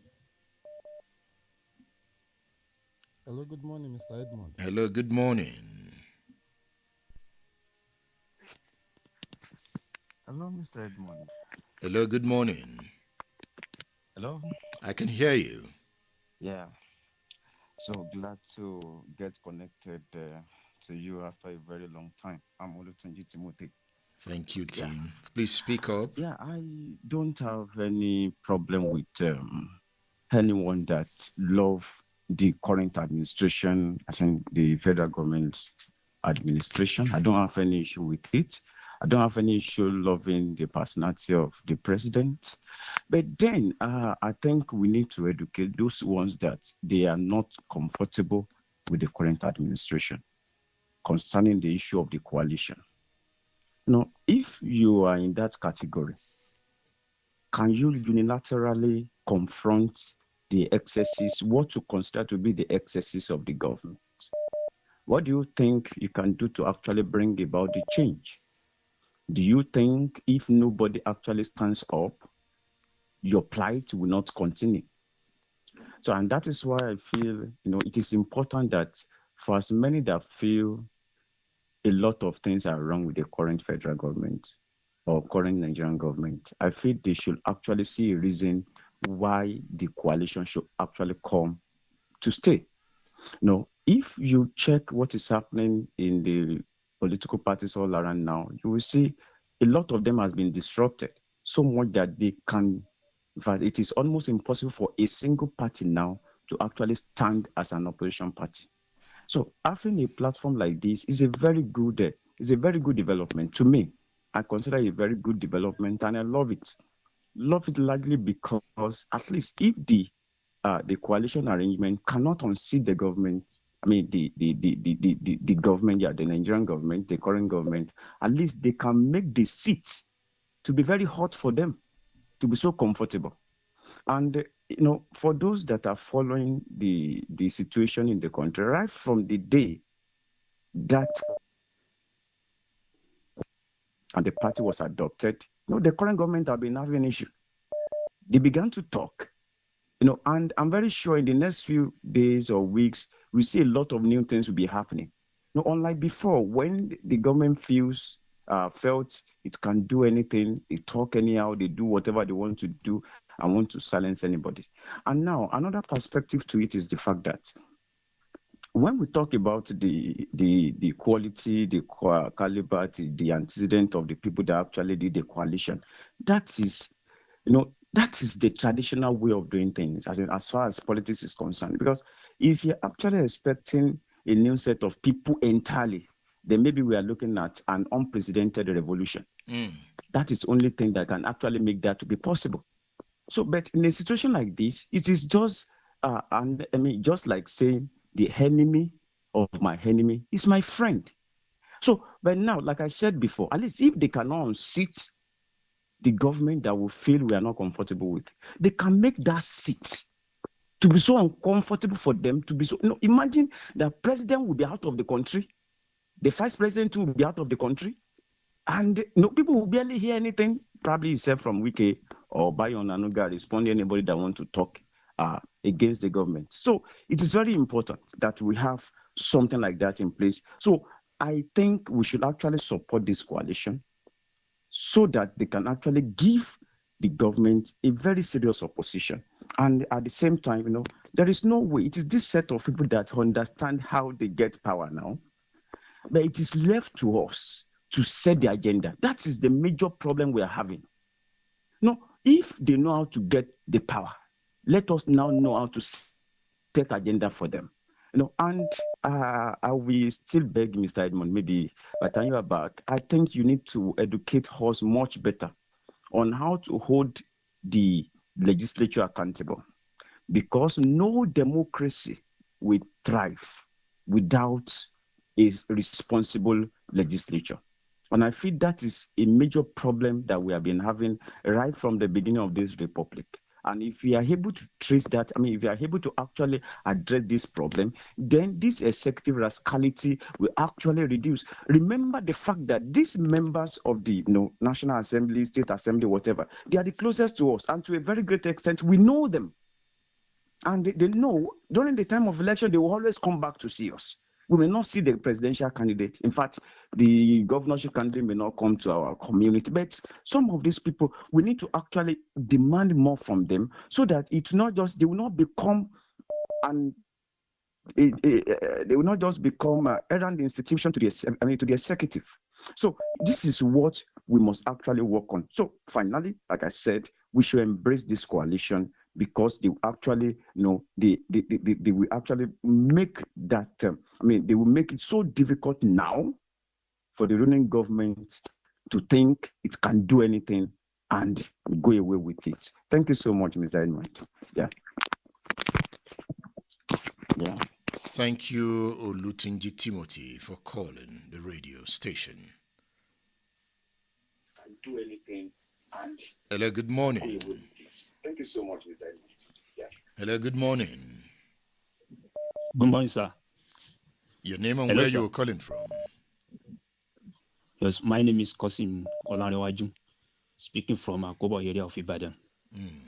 Good morning, Mr. Edmond Rubilo. You are well done, sir. Good morning.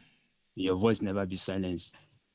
Thank you. So my own little contribution in regards to this ADC so-called new opposition. Please, Edmond, you can look closer. This same set of politicians, they are the same. They are this. I can describe them as a disgruntled politicians, just like they repackage themselves. They only seek power, pure and simple, not for the people, but for themselves. Old wine, new bottle. The label changes, the contents remain unchanged. So this grouping, in my own view, so they represent an established political patterns rather than a fresh alternative. So, and someone may now ask me that, what is now the new way out? So my own suggestion has been the one people have been saying long before this time.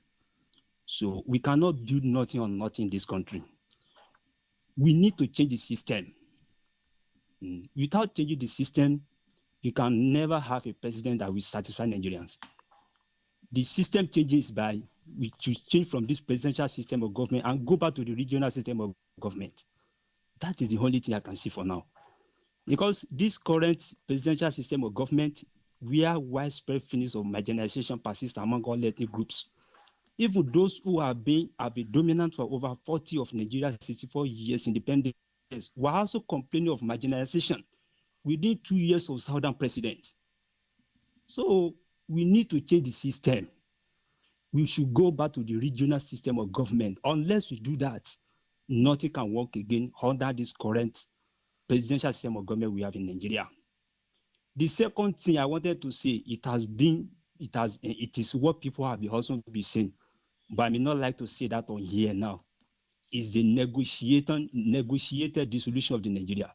So each child can go its own way. Unless we do either of the two, I don't think nothing can work. Good morning, sir. Good morning. Good morning. Good morning. Interesting. Thank you for joining this conversation, this dialogue. And don't go. Keep talking. The line is open. 080-309-18449. WhatsApp call. Hello, good morning, everyone. My name is Sanolu Ade. I'm calling from Odona Apata. Good morning. Good morning. I support what everybody has been saying since morning. And this is an opportunity for the present youth. I will not call them incoming youth. Because any youth that can work and earn a salary is no more youth. But the problem we are facing in this country.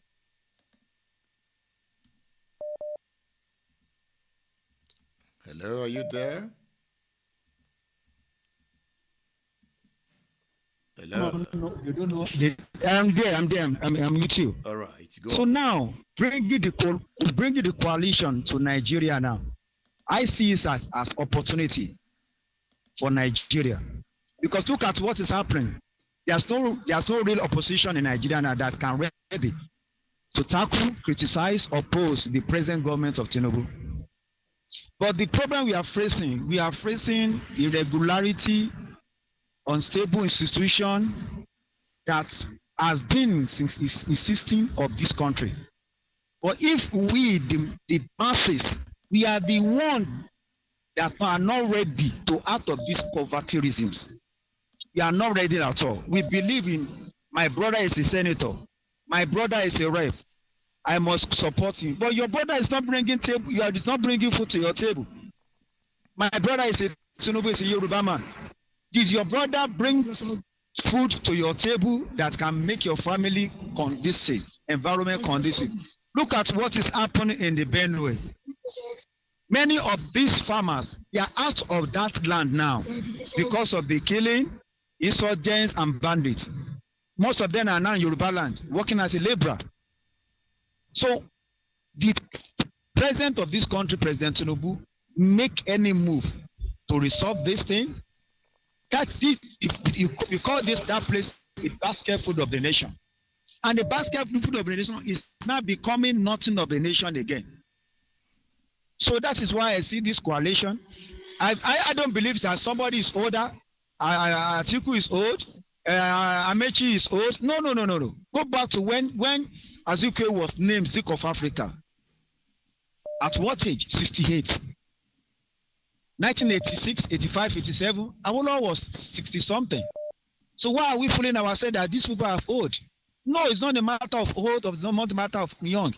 It is a matter of an institution, leadership, people that are focused on Nigeria. I'm already calling on your station. I said that I need a country where I can leave Ibadan and go and work in Benue without any threat, without any emulation. I need a country I can go to Imo State and I establish my business there. That is a nation we need, not a nation that you are a Yoruba, you are a Igbo, you are an Hausa. Can someone tell me the definition of Igbo, Yoruba, and Hausas? Did the Bible say that if God said that He created everybody in His own image, did He say that He created everybody in Igbo image, Hausa image? You should stop that so that Nigeria can move forward. The masses are suffering. All right. Nobody is able to feed his family. Thank you. God bless you, Edmund. Thank you. Thank you for calling the radio station. I want to introduce a book to you.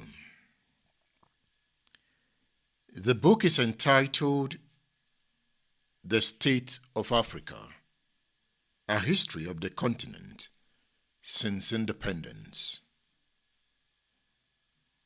In this book, Martin Meredith examines and explains the myriad problems that Africa has faced in the past half-century. The author focused upon key personalities, leaders in Africa. The author focused on events and themes of the independence era. This book I'm talking about is a grand work on African history. It explores the continent's enduring struggles for democracy, the corruption of its ruling elites, and the rising influence of world powers in Africa. This book is an essential reading for anyone seeking to understand Africa's plight and its hopes for a better future. I recommend this book to you, The State of Africa, A History of the Continent Since Independence. You can see the cover page of the book online. It's 770 pages. It's a big book, and you can order your copy on udarabooks.com. Udara, U-D-A-R-A, U-D-A-R-A, udarabooks.com. You can also order your copy through my WhatsApp number. You can just chat with me, saying you are interested in the book, The State of Africa, A History of the Continent Since Independence. And there are other interesting books on history, politics, and power on udarabooks.com. So you can also order through my WhatsApp number 080 999 18449, the number you are calling now. Yes, you can order the book through that number, 080 999 18449. There's a caller here. Hello, good morning. Hello. I can hear you. Can you hear me? Hello. Good morning. Hello, Edmond. I greet you. How are you? I'm good. Good morning. This Saken. The ball is in your court. Okay. Do you know when we said hello? I'm with you. Make your point. Yeah. You see? Yeah. You see, God created us.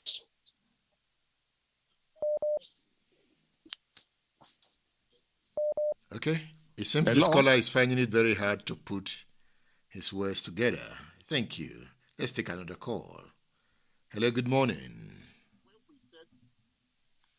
Hello. Hello? You see, when I pick your call, it will be reading on your phone. So you just go ahead and make your point. I've picked a call. The caller is not saying a word. And I can see it is Hello? reading. This is 15 seconds, 20 seconds. The caller is finding it very hard. Hello? Hello, make your point. Once I pick your call, you don't need to listen anymore because there's delay. Okay. I have picked your Yeah. call now Thank for you. about 30 seconds. Yeah, thank you, Mr. Edmond. Yeah, I just want to briefly say it is very important for Nigerians to follow their conscience, because I feel this set of old politicians gathering together been in power for so long, and we need to just follow the new generation and actually support someone we think these guys would not actually help, because just like the minister said, Wike said yesterday, most of them have been in power from 99. What impact have they done? Nothing. They just keep recycling themselves and put themselves in power all over again. I was listening to the former presidential candidate of SDP, I think Adebayo. Like we still have guys, people that are very brilliant, and we need to just try a new set of people in governments, not this old set of politicians. Just like Amechi has been in power for 24 years. What impact has it done? It's from speaker to governor to minister, super minister, El-Rufai. Most of them have been in power. And before they even come together to form a coalition, they've already agreed on position and how to share. There's nothing for the masses. They know who will become the next minister. They know who will become the next attorney general. They've already fixed themselves into power already. So we should, just like people will say, we should shine our eyes. Thank you very much. Thank you. But let me also make a point. And this point is about realism. What is real, not what you are thinking. There's never vacuum in power. It is those who are ready at any time that will take it. And for you to fight for power, that means you are ambitious. You have your own dream. So it is personal. You have your own individual aspiration. Because for you to go for power, it starts first with individual aspiration. Before you now begin to say, you now want to go for the common good, you want to serve. For you to serve, it must first start as an individual ambition.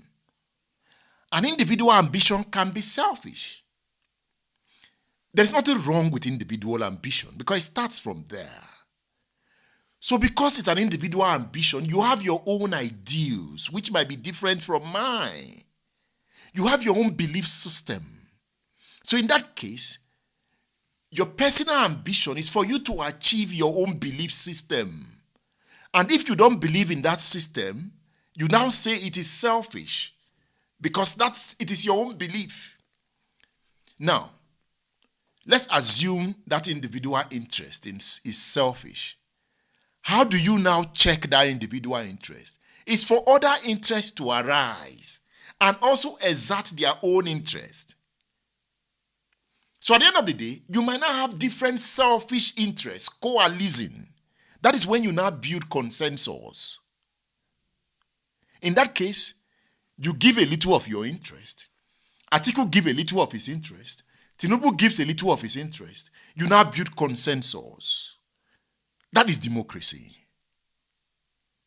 So I hear people say, oh, selfish interest is for their own interest. Yes, it starts with their own interest. It is their ambition.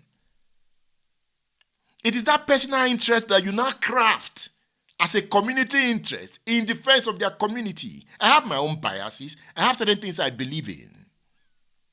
Some people are socialists. It would be very unfair for you as a socialist to begin to impose your ideals on Bola Tinubu, who has claimed he is not a socialist. So in that case, you will say Tinubu is fighting for his own ambition.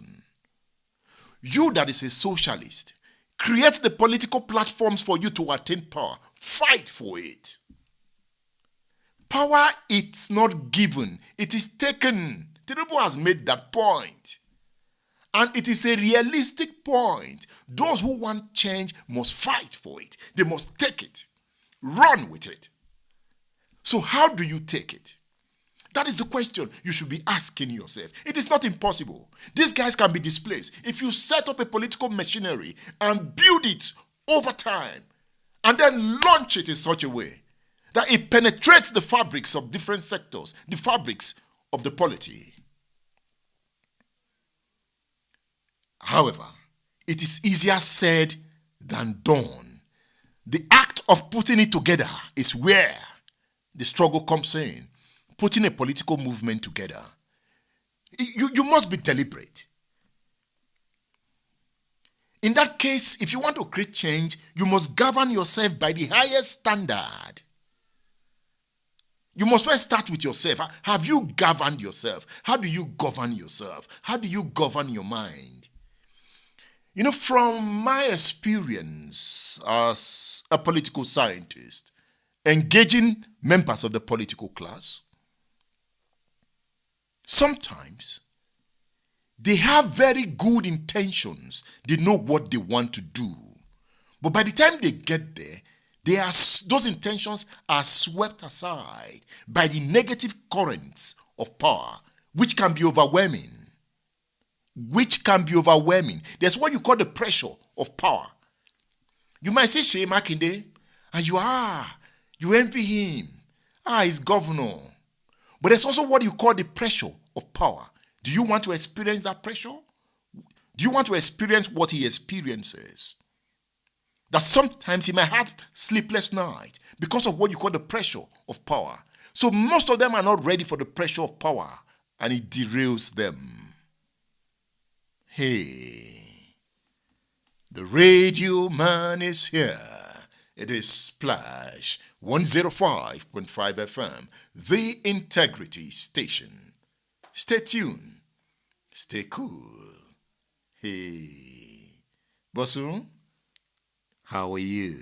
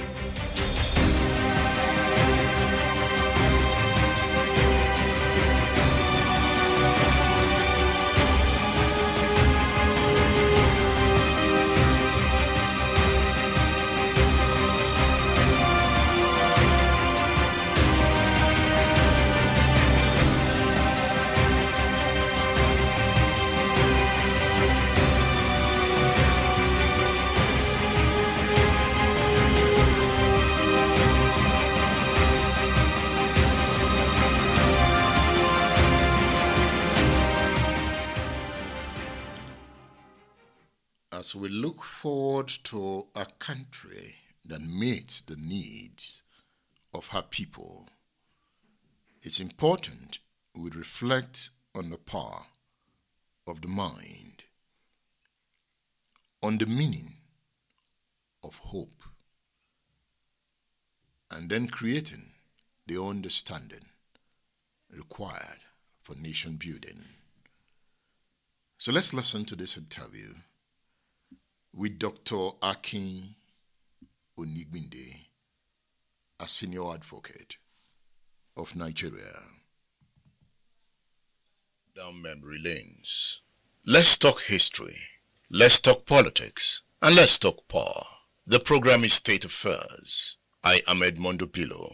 My guest is a senior advocate of Nigeria. He is a political scientist. My guest is an analyst on human affairs. Dr. Akin Onigbinde, it's good to have you on State Affairs. Good morning, Edmond Obilo. It's a privilege, a pleasure to be in your studios today. I look at this politics. Some see hope, some see despair. What do you see? We must never despair. We must never, ever give up. Human history is strewn with all sorts of discouraging and debilitating circumstances. But it is them that hope that win.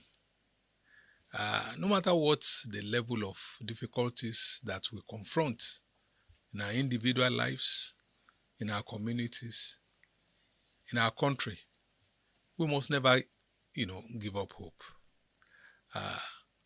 We shall yet succeed. We shall yet be great. I'm hopeful. What does hope do to the body? Well, I am not a scientist, but I know enough to understand that hopelessness, depression, lack of faith generate terrible hormones. They even affect the mental state of individuals and communities. Hopelessness gives way to crime. Hopelessness has been identified as one of the major factors that encourages crime and criminality. And therefore, either as individual or as community, we must never allow ourselves to secrete hormones that will lead us into despair, into hopelessness. What hope does, understanding that the human makeup is not just our physical body, we also have a mental composition. It is the mind that controls most of our activities or inactivity.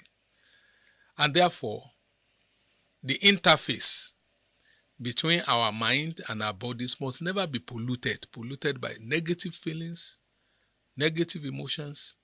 It must be in such a balance of interface that yet no matter how difficult things are, no matter how discouraging things are, we must always see light. We must always encourage ourselves, to see a brighter day after today. And we must also warn ourselves that even things are okay, even things are doing well, we must never take it for granted.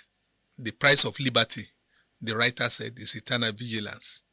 We must always be sure that even when things are right, that we do not abuse, the processes.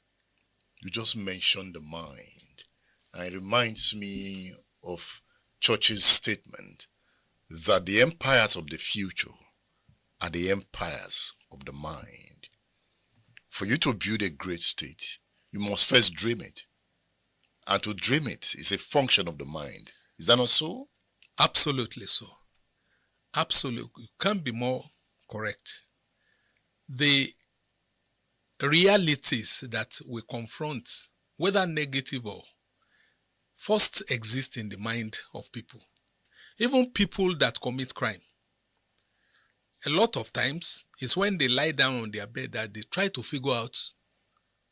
And those people, that think of great progress for society, for themselves, it all starts, from their minds.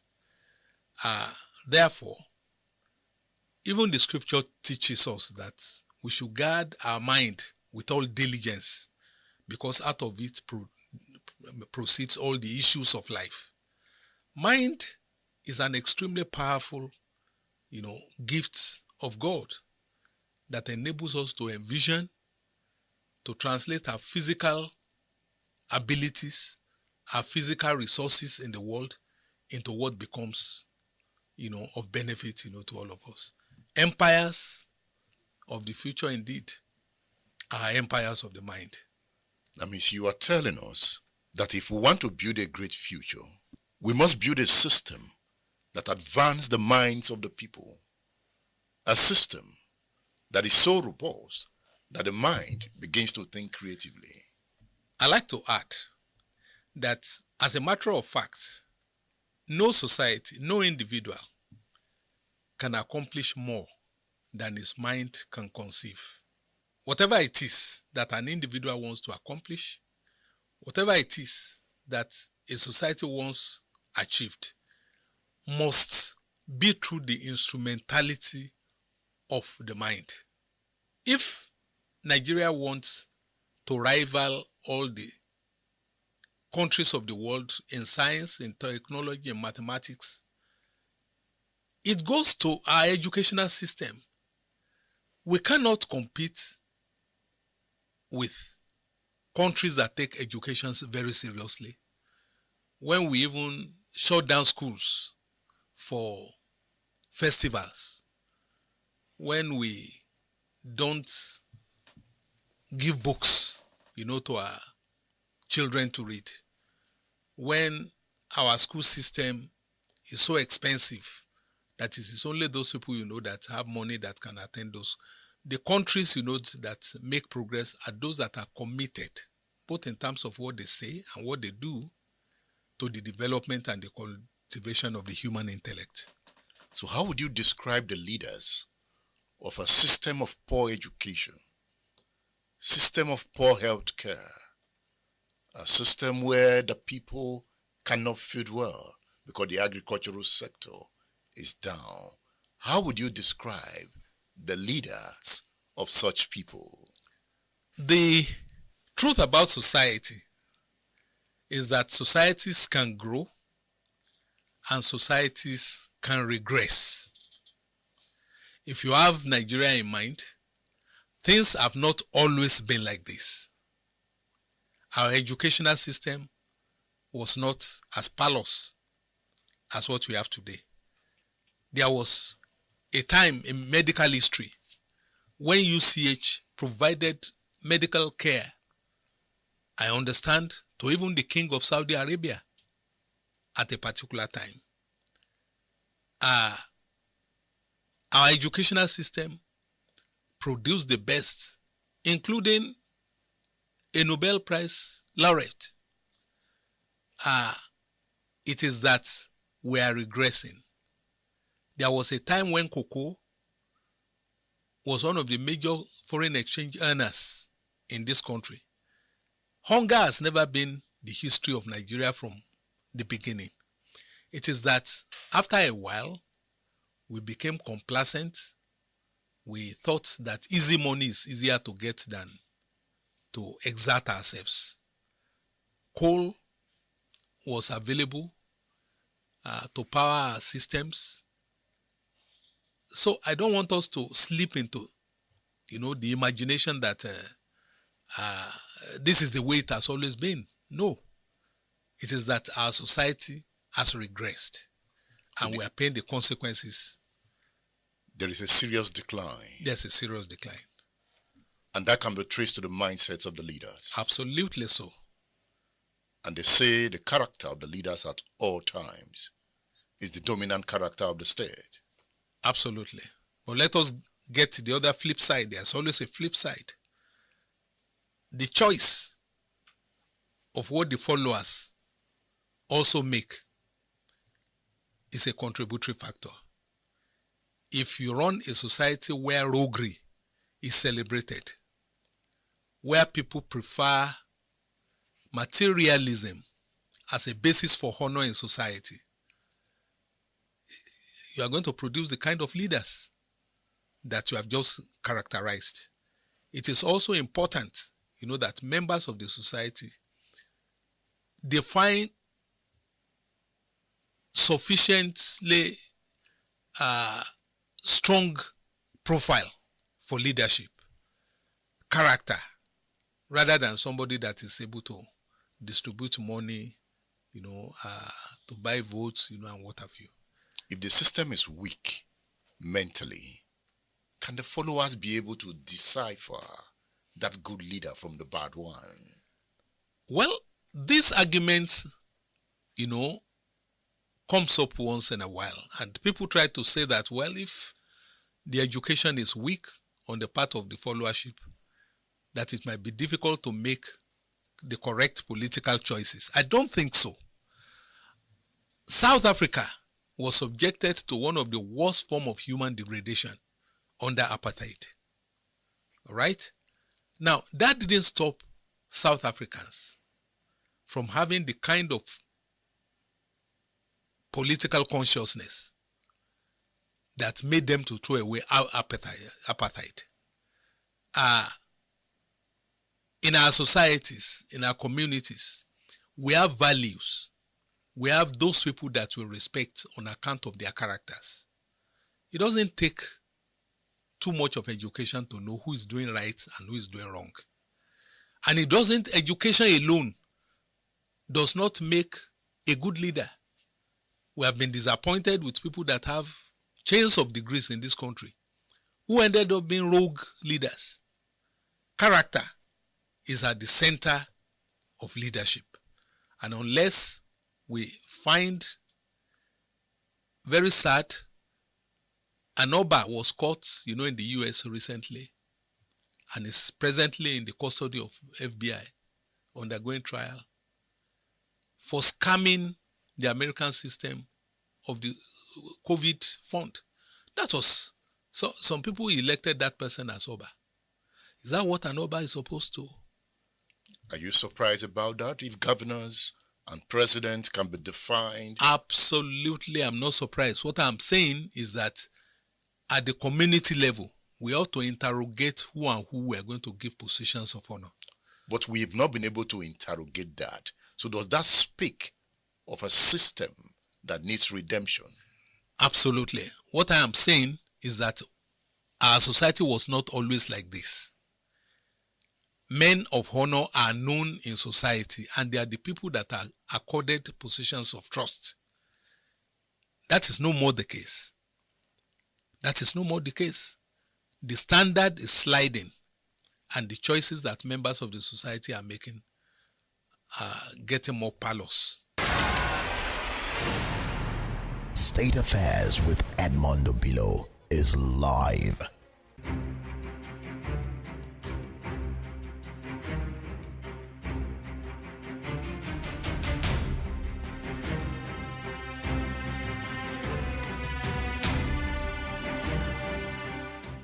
Senior Advocate of Nigeria, Akin Onigbinde, speaking on the mind, hope, and the leadership of the future. Akin Onigbinde is a senior advocate of Nigeria. I want to bring you another interview. This time, my chat with Professor Ademola Araoye. He looks at corruption and the need to build a rational society.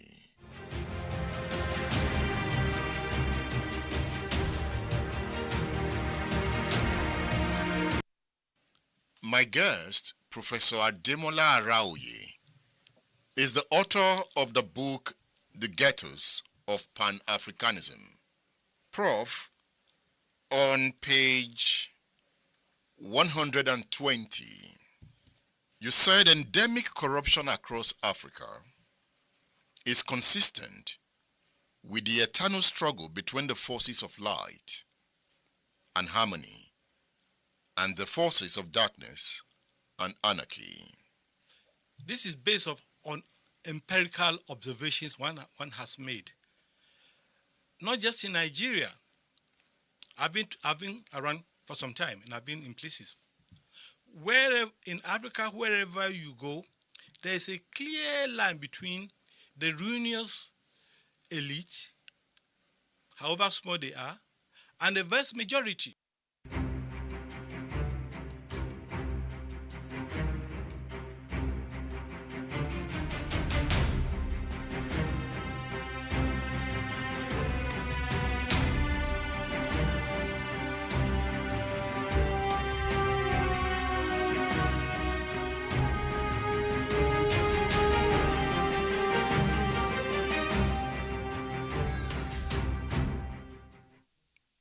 Yes.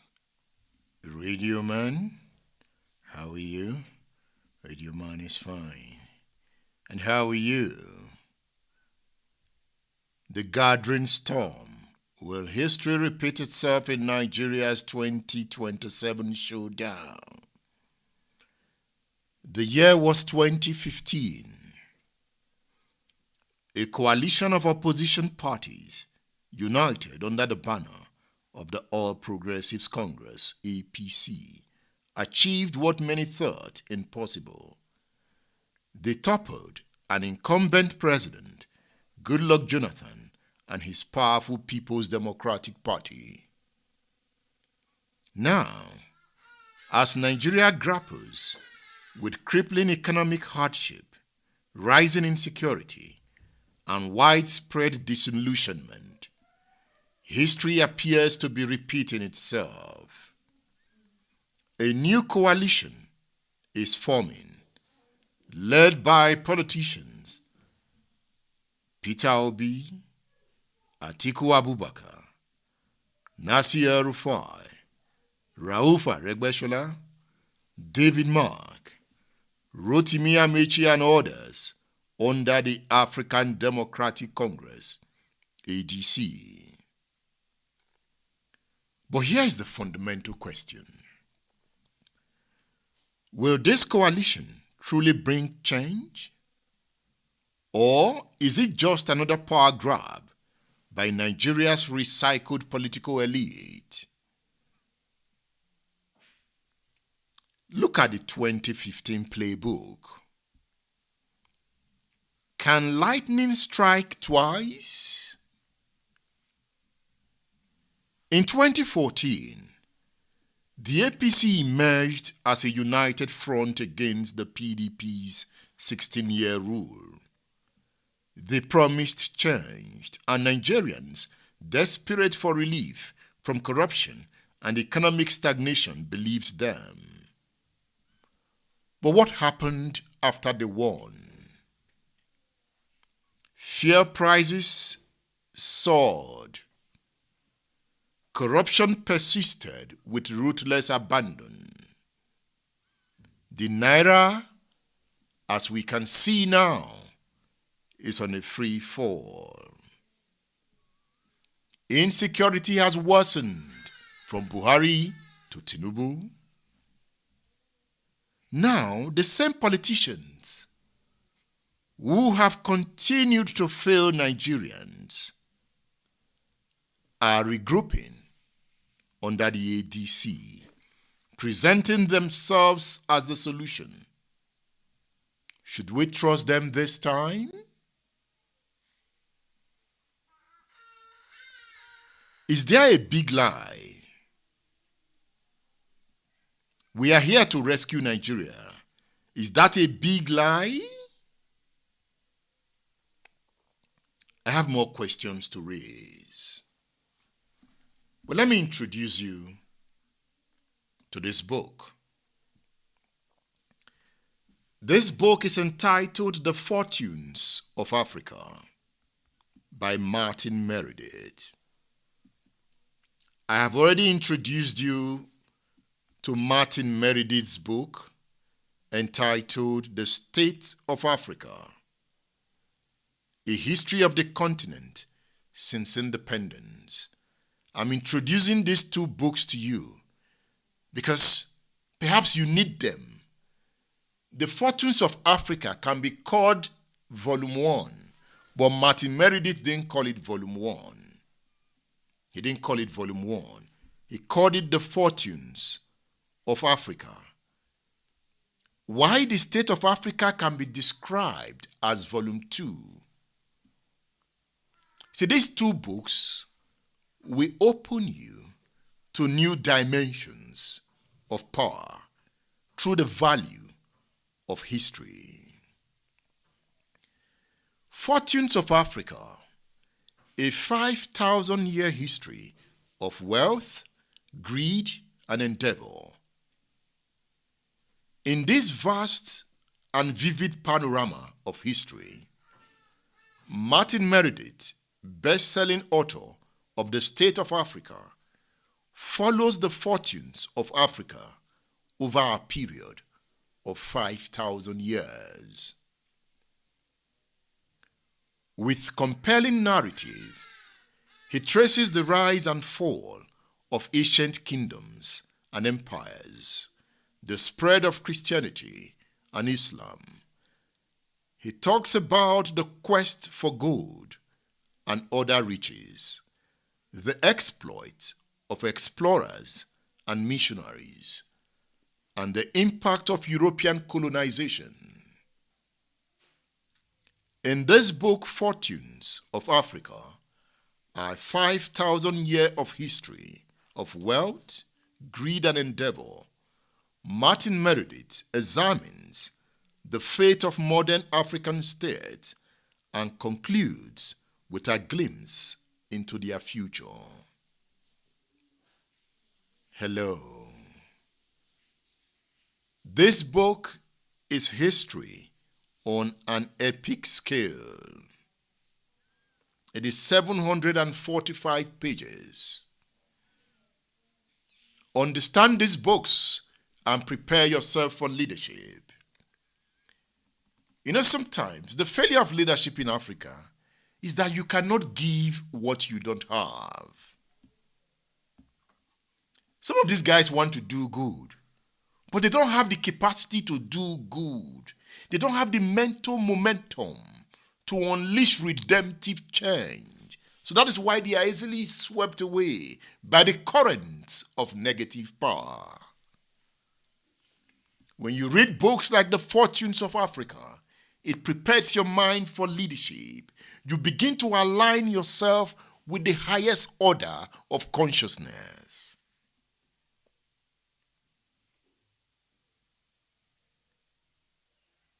You see, once you sharpen your mind, you sharpen your conscience. I'm not talking about moralism here. I am talking about strategy. Arise and shine. The big lie. We are here to rescue Nigeria, they say. Atiku Abubakar has run for president 6 times. What new ideas is Atiku bringing to the table? Tinubu has showed us what he can do. We don't need more years to understand. Nasir El-Rufai, as governor of Kaduna State, left a trail of death. He left a trail of blood and political bitterness in Kaduna. What does El-Rufai have to offer? Rotimi Amechi as transport minister, as governor of Rivers State, has come again. As Minister of Transport, Rotimi oversaw railway projects. Have those railway projects fully benefited ordinary Nigerians? But again, there are railway projects, and Amechi was minister, and he saw to the actualization of some of those projects. Do you want to give him some credit? Peter Obi, though popular with youth, has yet to prove he can withstand the dirty game of national politics. He is learning in a hard way. Is Peter Obi the next president of Nigeria? As governor of Anambra State, did he uplift the people of Anambra State to the point of redemption? David Mark was part of different military coups in Nigeria as a military officer. The military drained Nigeria of its vital, innovative strengths and plunged the country into despair. David Mark had the opportunity to be Senate President for 8 years, the only one that has attained that time. What has David Mark got to offer?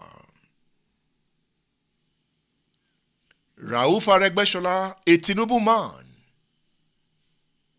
It seems they cannot find peace.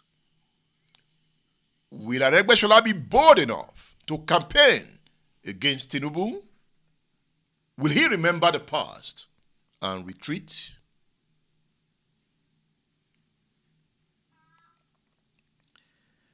Hey, if these men couldn't fix Nigeria when they were in power, why should we believe they will do it now? Have they repented? Have you forgiven them?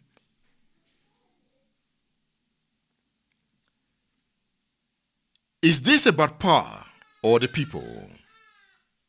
The ADC promises a contract with Nigerians, but Nigerians have heard such promises before, is it not? Will this coalition ensure that a bag of rice becomes affordable for the average family? What are the alternatives if you don't want the coalition? Showora is there. Do you want him? What about Edmondo Bilo? What can he do? Will this coalition bring back the millions of jobs lost under APC's watch? Will it bring back the dead in Benue, in Plateau, in Katsina, in Sokoto, in Zamfara, in Imo State, in Anambra State, in Edo State? Will it end the kidnapping epidemic and make our roads safe again? Or is this just another game of musical chairs where politicians switch parties, not principles?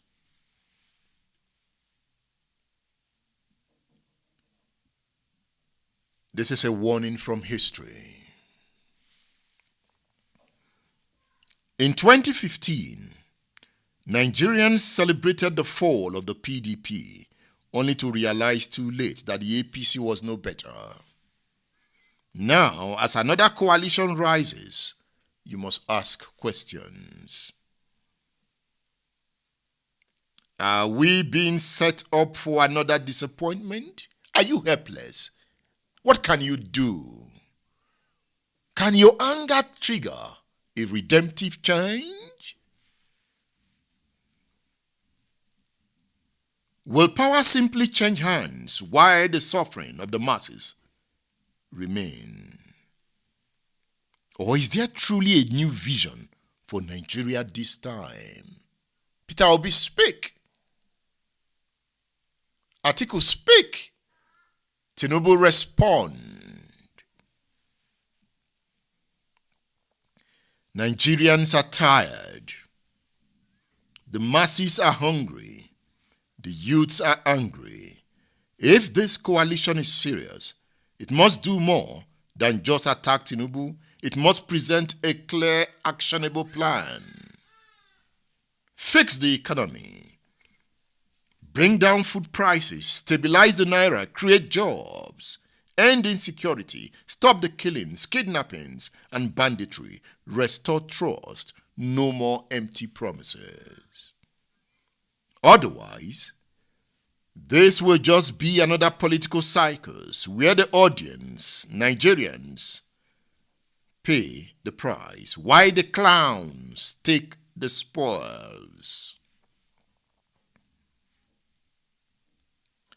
The 2015 volcanic change failed Nigeria because Nigerians celebrated too early. They assumed removing Jonathan would automatically mean progress. It didn't. As another coalition rises, the people must demand real answers, not just slogans. The storm is gathering. Will it bring destruction or renewal? Do I say shine your eyes? The time for blind faith in politicians should be over in your mind. Begin to exert yourself. You can create a new system and make them bow. Not just demand action, create new actions. Remember, ask for more understanding in your personal life. Ask for goodwill in your personal life. Your dreams determine your mindset. Build rituals around your ambitions.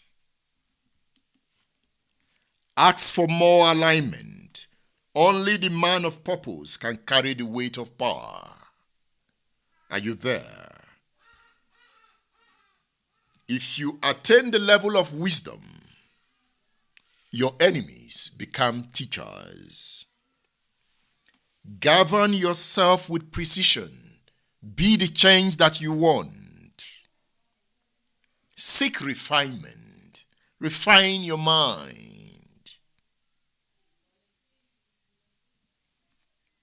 You know, some will say fear God and obey his commandment. For that is the whole duty of man. In that case, there is divine law in the question of power. And the divine law is the origin of all true law. What do you understand by that? The radio man has to go now. Remember, purpose before your pursuit. Purpose precedes profit. Profit here is redemption. Anchor your purpose in the laws of power. I'm coming back with some books on power. Are you ready to read? Have purpose for change. Purpose is the foundation of any political fortune. That fortune that turns to common good for the people. Thank you for joining the broadcast on X, on YouTube. I appreciate you. I love you for always being there. Elijah Ogunle, thank you. Ifeanyi Chukwu, thank you. I can see you on YouTube. Ruti Reach. Yomi on YouTube. Oludele Alawiye. Thank you for being there. Chukwemeka Victor. Thank you. The next program on Splash is Ijoba Tiwa with Sheun Special. Splash 105.5 FM, the integrity station. I worked with Bosun Alayode to bring you this edition of the program. I am Edmondo Bilo. Next week is another time. Thank you for being there. Thank you for always being there. The radio man is out of here.